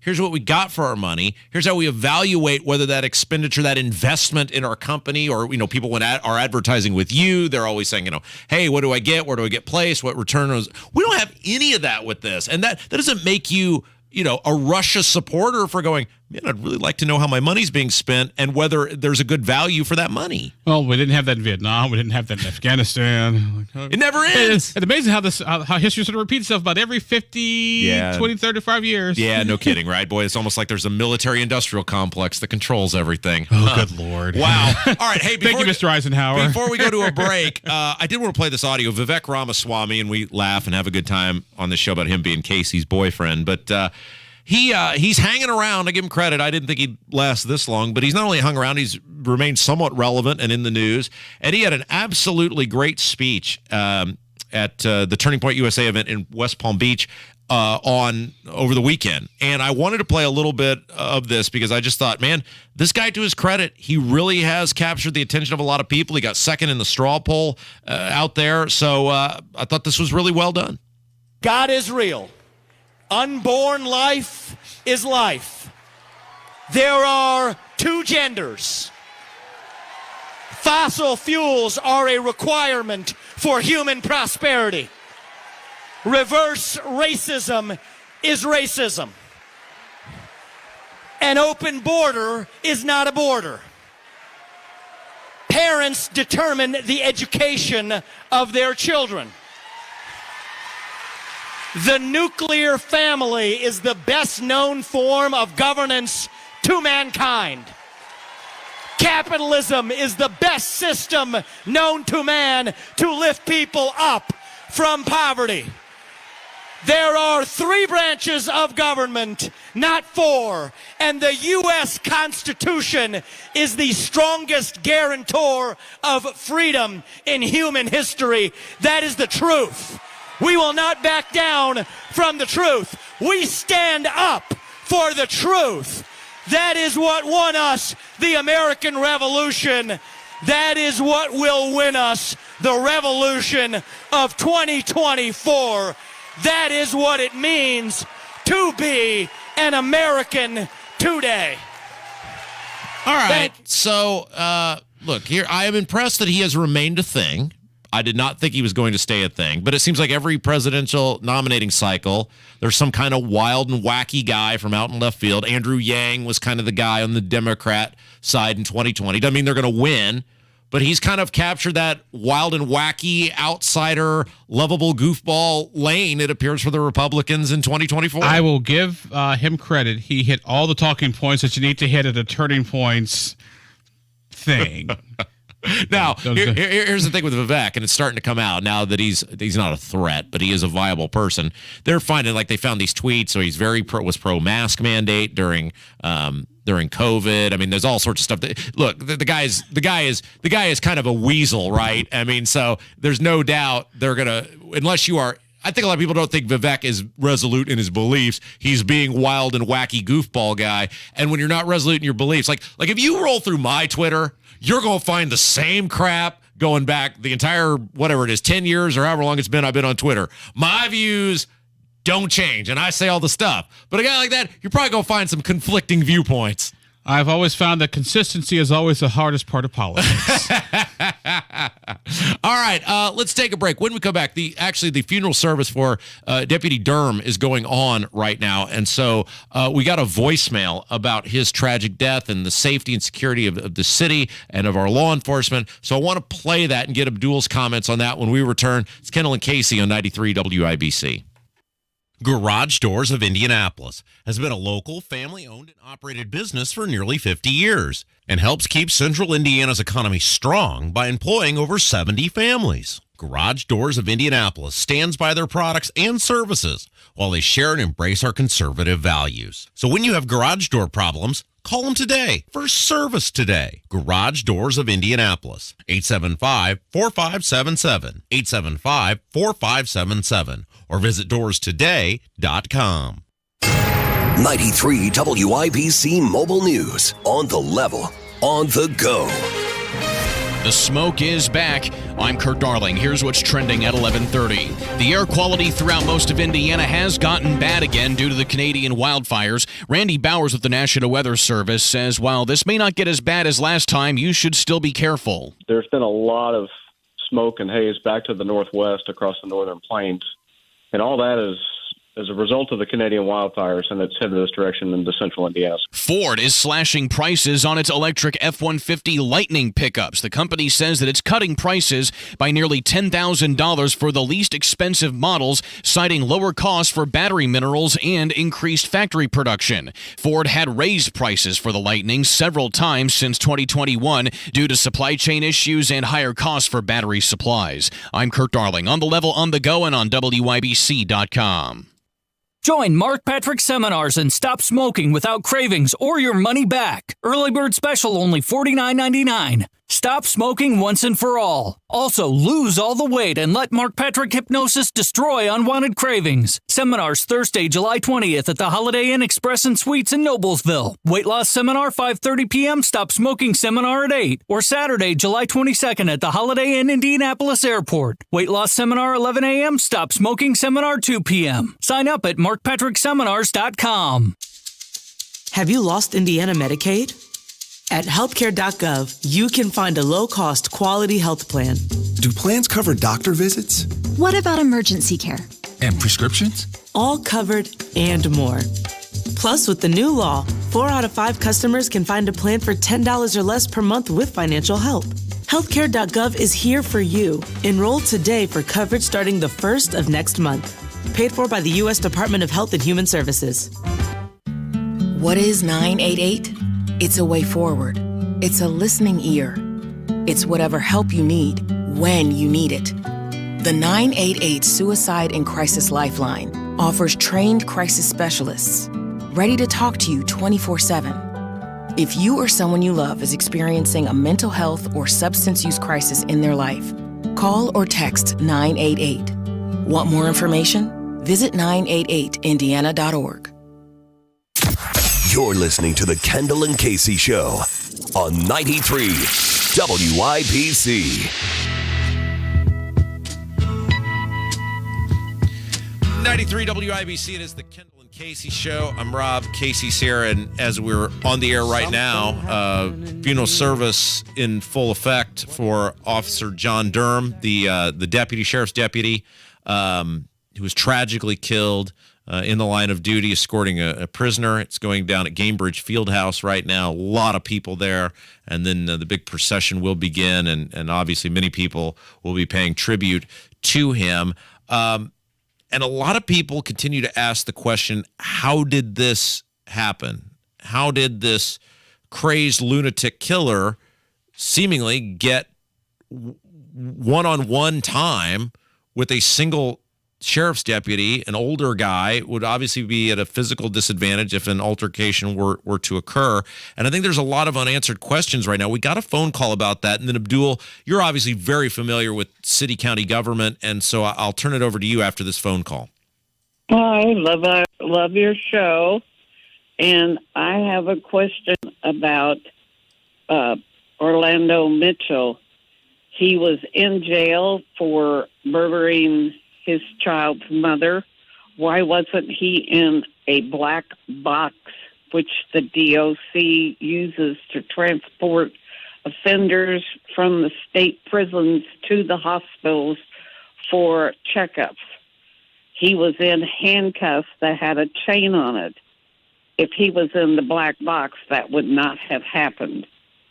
I am so sorry that the deputy sheriff was killed in that manner. And why wasn't there another deputy sheriff taking this man to Eskenazi? He's a scumbag, and it's just a shame. So I'll turn over to you, Abdul, because you're more familiar with the intricate workings of city-county government than I am. It does appear to me on the surface, and I said this at the time immediately, how does a guy that's this dangerous get kind of one-on-one service, period, much less with kind of an older officer? And that's something I've been trying to figure out and still working on. I'm probably working a little bit in a couple days sort of after the deputy has been laid to rest and folks had appropriate time to sort of grieve. Because what I was hearing through once again, my very reliable rumor mill is that the sheriff's deputy was transporting this gentleman by himself. And usually the 9 out of 10 times, like, you don't do that. You have at least 2 officers there with him. Now, I know Terry Forstall, the Marion County Sheriff, was saying, hey, we're having some staffing issues and we got a shortage of people. I understand that. However, officer safety and security has got to be first and foremost, and and primary. I mean, probably maybe still a bailiff from somewhere, or still somebody who's working the front door at the Marion County building. Like, hey, we want you guys to go with him to take him to Eskenazi or whatever.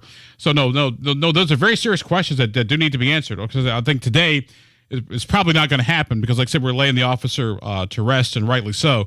But there are going to be a lot of questions coming about office policy and office procedure. Yeah, and again, the service in full effect. A lot of people obviously there to pay their respects at Gainbridge Fieldhouse, and that's wonderful. And then the procession will begin. And man, you just look at this and you say, gosh darn it, these law enforcement officers, at least here in recent months, man, they seem to be in more danger than ever before. And it really, obviously, number one, is a tragic loss of life for people who are willing to serve their community. But two, man, it really does, you would think, prohibit other people from wanting to go into the profession because it's a very dangerous it is a very dangerous profession. Law enforcement, I've always said, is the one profession that you literally, your chances of not coming home that day are higher than just about anybody else's, apart from our military, firefighters, law enforcement, public safety, which is why I've always been very appreciative of what law enforcement does and the job that they do. Well, for his friends and his family, our obviously thoughts and prayers go out to you. I mean, there's nothing you're going to say that's going to make it any better or make it any less heartbreaking what he's going through. We just hope that Ryan Mears, the prosecutor, who does not have a good track record with this, actually sees this death penalty case through. This guy was, by all accounts, just an awesome dude, loved the city, loved Marion County, loved the people he was around, and man, he totally deserves justice. We got a little bit of breaking news here. The governor just announced that the Secretary of Commerce, Brad Chambers, has stepped down from the Economic Development Corporation. Okay, so there we go. Okay, so let's reset. That is a big deal. You had, right again, right? I mean, just to switch gears here. Yeah, why don't you you're going to hurt yourself patting yourself on the back there, Abdul. So early in the show, you had said that there was some sort of all-staff meeting called, and that Brad Chambers, who is the director of the Economic Development Corporation, was going to step down and run for governor, and step one would obviously be him stepping down, which the governor has apparently announced today. Yes. The news release just went out. Governor Holcomb announced off the following statement regarding the resignation of Brad Chambers. Indiana Secretary of Commerce Brad Chambers has informed me that he will be departing the Economic Development Commission after fulfilling his 2-year commitment of service to the state of Indiana. We agreed to extend his service to ensure a seamless transition related to all various activities currently underway. Sometime following his departure on August 6th, I will decide on the next new leader, the IADC, and meanwhile, I'll be focused blah, blah, blah, blah, blah, blah, blah. Okay, so this is interesting because we had just talked about, just earlier in the show, that Curtis Hill probably hurts Mike Braun and helps Suzanne Crouch because they will pull from the same group of people. And I think this guy is definitely going to pull from the Suzanne Crouch group of people, which here's you know me, I'm all about the palace intrigue, right, Abdul, because I just accept whoever wins is going to inevitably let me down. So I don't have a favorite. I don't have somebody that I'm really cheering for. If Holcomb actually liked his lieutenant governor, who is running for governor after serving with him for 7 years, wouldn't he have, one, endorsed her, and two, if indeed this guy gets in, which it looks like he is, wouldn't he have said, you're not doing that, buddy. You're going to stay right where you are. I mean, Holcomb rules that party, at least the establishment structure, with an iron fist. It just feeds the beast that he doesn't like his lieutenant governor. Well, I don't think it's that.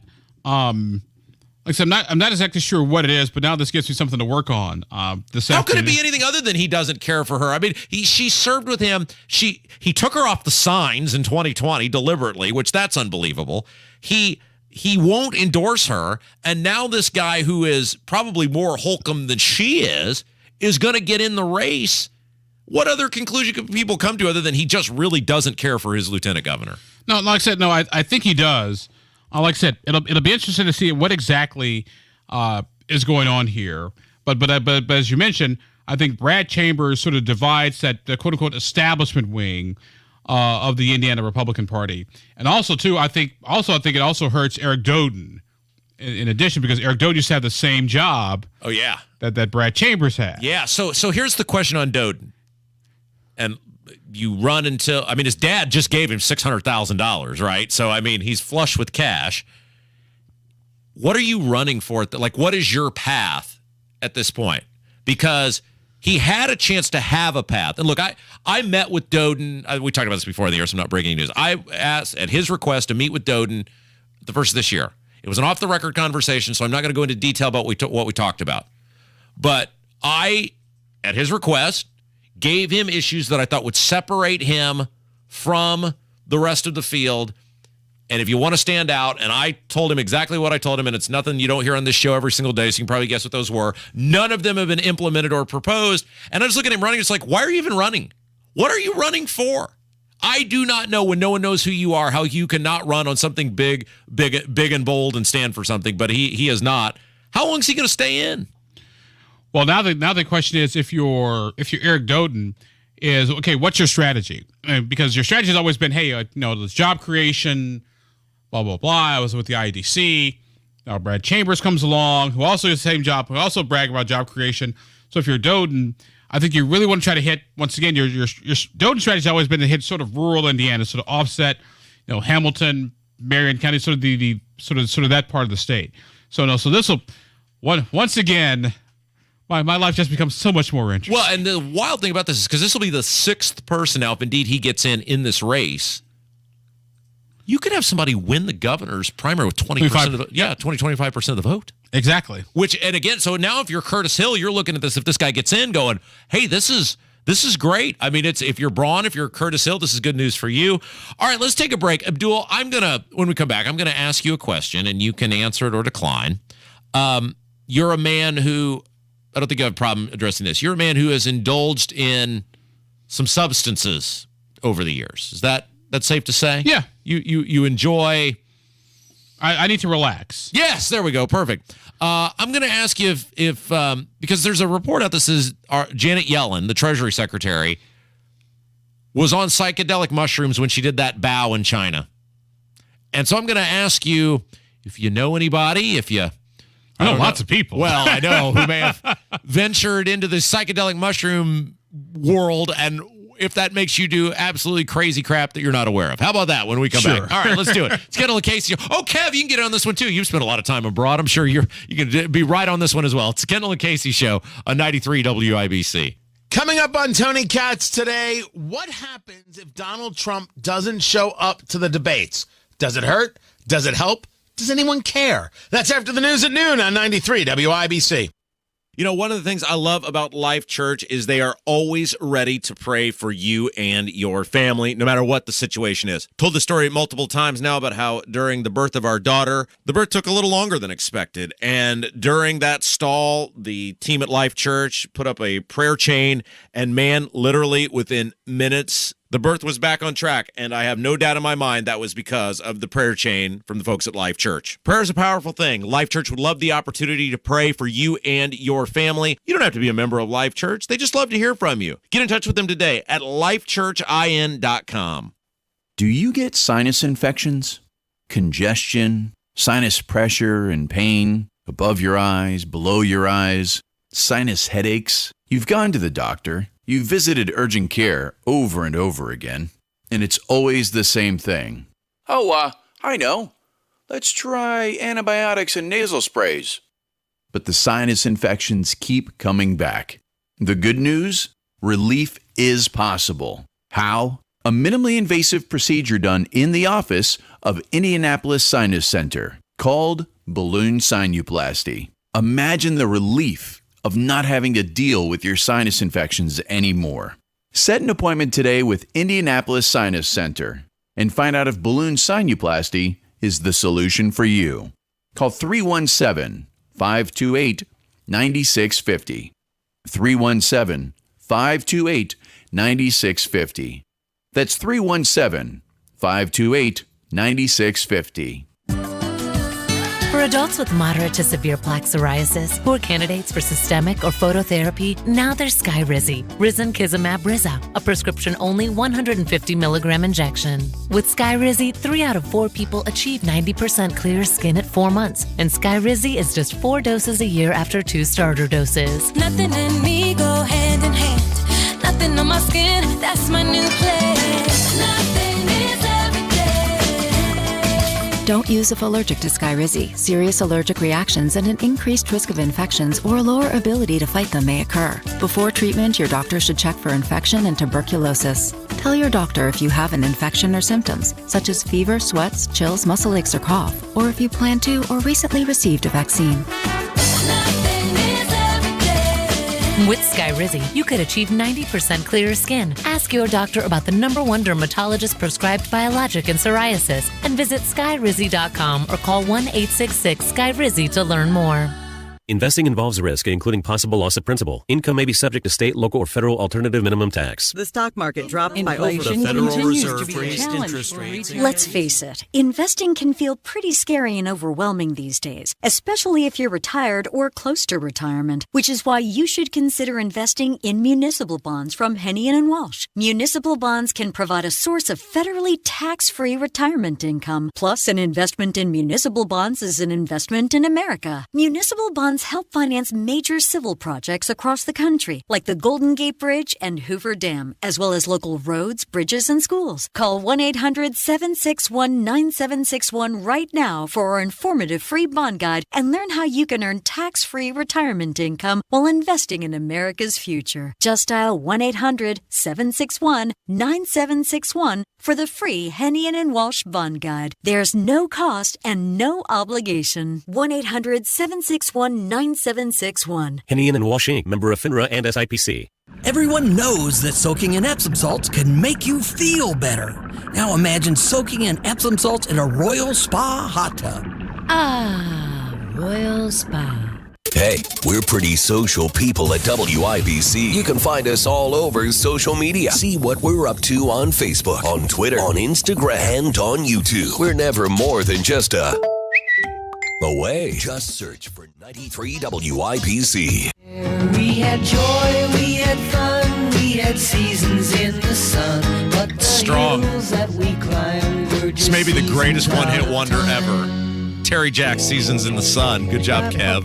It's Kendall and Casey Show, 93 WIBC. What, No Lucy in the Sky with Diamonds? That's not a one-hit wonder. That was Elton John and the Beatles were the originals. What, or Strawberry Fields. Try it again. Is Or that a Yellow one-hit wonder? Submarine.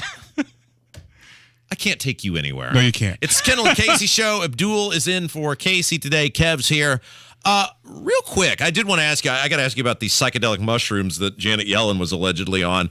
But before that, you had mentioned last segment, we think Brad Chambers is running for governor. He's the IEDC, the head Chairman, of the, head Secretary of the of Commerce, yeah. So, and that'll be a new face who can probably raise some money in the race for governor. If you got 5 people running already, though, and at least 3 of them have been running for a year, and then Curtis Hill, obviously, he gets in. Is there enough staff for all these people? Like, where did the staffs come from? You can either go local or you can go national. If you're Curtis Hill, I want to say Curtis went national. Yeah. Because none of the cell phones, when staff people have 317 area code. We were laughing about that all these numbers for the Curtis Hill people, none of them are local. Does that matter whether I have a local campaign or I have a national campaign? Actually, I think it does in the sense that you need somebody who knows the more familiar you are with the lay of the land, I think the better off you are as a candidate and as a consultant. I think that's true now. Do you need to be from Indiana to understand the politics? No, but I think being from Indiana helps give you an edge. Suzanne Crouch, you would think, because she's been at this for a year and she raises infinite money. She is, say what you want about her, she knows how to raise money. Wouldn't she already have all the good establishment people? Wouldn't like all the primo, and I don't know, these are your people, but are they an upper echelon established people? Wouldn't they already like be with her? I'm trying to figure out how to answer this question. Honestly. Well, no, it's a little more complicated than that. Yeah, it's one of those cheat sheet type answers. I would say the first part of the answer to your question is yes, she should, but it's a little more complicated than that. That'll probably be in this weekend's cheat sheet, which means they'll probably have to put another one out. Oh, very good. And by the way, you can get the subscribe to the cheat sheet over at indiepolitics.org. If you'd like all the juicy rumor, gossip, and innuendo. Speaking of which, you open the door, so I'm going to walk right through it. Your last cheat sheet that came out, I am a subscriber, and it is the best $50 you'll spend all year, had a little expose, or a little piece, I guess we would say, on the sudden resignation of State Representative Randy Fry and how many people aren't buying the "I resign suddenly for health reasons" excuse. You are correct. In a nutshell, Randy Fry stepped down. Randy is from the sort of near the Cincinnati area, kind of near that Brookfield District 67, yes. That sort of southeast corner of Indiana. He said he resigned because of health issues. There was some bad mojo running around that maybe he had done something else that would have got him in trouble. That's why they had to bring in the ethics committee. Like I said, couldn't confirm any of that. But it's out there and it's being talked about by. It's not just the usual. Kind of just one-hit wonder rumors, as I call it. Like yeah, whatever. Okay, we're done. We're going on about a business. No, this is actually kind of serious. So I had to allude to it in my cheat sheet without necessarily alluding to it. Okay, so let's talk about this because there has been an ethics commission formed, and this kind of went under the radar, and this is actually a really big deal. There has been an ethics commission formed to deal with the Indiana General Assembly, and I was told by a very reliable source this was formed because the behavior amongst many of these lawmakers is completely out of control. It is the curse of a super majority. When you have so many members and everybody thinks they're in charge and run the show, literally it is like herding cats. I mean, to me, a nice size supermajority is like, say, 60, that way you can sort of prune off a couple of people if you don't need their votes. but 70, it gets ridiculous. I remember having a conversation with a former speaker, Brian Boswell, this was like years and years ago. Like, Mr. Speaker, how does it feel to have a supermajority? It's like, well, Abdul, let me put it this way. Some days it couldn't hurt to have that tree of liberty pruned. Yeah. Well, so this will be interesting to see what this ethics commission ends up because they put somebody not of the legislature in charge. I believe somebody from Legislative Services Agency who's overseeing that because, and you alluded in your cheat sheet, there's more than just one state rep who is allegedly involved potentially in It's like behavior. Potato chips. You can never eat just one. So is this like everything else? I mean, it's just going to go be swept under the rug and nobody's going to know what might have happened? Or is this something where people are actually going to shine some sunlight potentially on what's been going on? Eventually, everything becomes public. So it's just a matter of time. That's all I can say right now. Okay, let's talk about psychedelic mushrooms for a minute, shall we? You are a man who enjoys venturing outside of the state of Indiana on occasion, and you're pretty open about what you do when you venture outside the state of Indiana. You enjoy...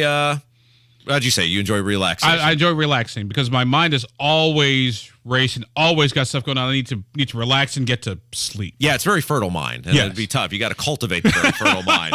Or fertilizer. You ever done the psychedelic mushrooms before? Never done mushrooms. Yeah. I asked this because there's a report out in the Washington Post that Treasury Secretary Janet Yellen dined on psychedelic mushrooms in China before that now infamous bow in front of a Chinese official last week. And of course, she was getting ripped just to shreds on the fact that you're bowing in front of a Chinese official.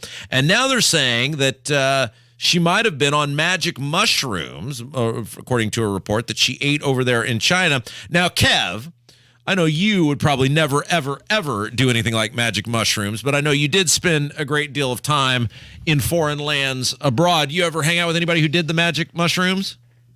Yeah, let's just say I've heard a little bit about it. Yeah, what happens when you do the magic mushrooms? Can you speak from observing friends, colleagues, cohorts? What would happen when you partake in a magic mushroom?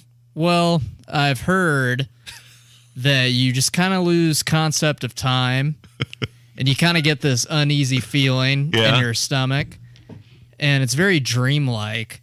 So that was interesting. So in this report, they basically say you're doing things and you don't know you're doing them. Would that be, from the people you've observed, an accurate description?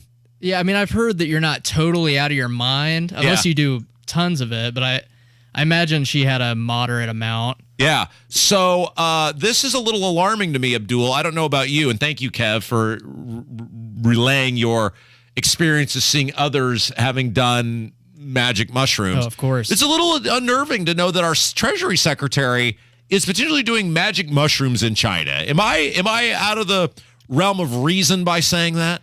Well, I guess the question is, did she do it knowingly or unknowingly? It was like here's a really bad obscure reference. You ever see a very Brady sequel? Oh yes, I remember have. Tim Matheson played like the professor, and he had the mushrooms, and Alice put the mushrooms, and had like Top Dog and Ping and Pong the Panda, the cartoons from the Brady kids, sort of that sort of thing. Well, look, you could say, is it intentional? Is it unintentional? You'd think if you're in a foreign land and you're the Treasury Secretary, like this is not like I went to my local mushroom dealer or Chinese buffet or whatever. Like you're the Treasury Secretary. They're an official government business. Wouldn't you have somebody who would vet exactly what you're putting into your system, because you have to go to meetings with world leaders? Like, this is almost as careless as somebody brought cocaine into the White House. And what is the deal with the Biden administration and all these illegal drugs either being consumed or brought into the White House or whatever? Well, what is the deal with that? Was she microdosing? Well, Kev. That's what all the big tech CEO guys do when they want to brainstorm. Just pretend for a moment I've never done an illegal drug of any sort. Just tell me, what is a microdosing? It's like a very small amount of mushrooms that you take just to kind of spark your creativity. Spark your creativity. Oh, and it kind of helps you to seen focus. Somebody do that? Yeah, I think I've seen a couple people do that before. Well, look, I mean, in terms of where we're at as a society, it's kind of just par for the course now. Hey, you did a great job today. It's always good to be back. Thanks. You're wonderful. It's good to see you, Skinny. I have my facial hair back probably next time I do this. I promise you. Good job, Kev. Thank you as always. We'll be back here tomorrow. Stick around. Tony Katz coming up next. It's Kendall Casey Show at 93 WIBC. But the stars we could reach were just starfish on the beach. We had joy, we had fun, we had seasons in the sun.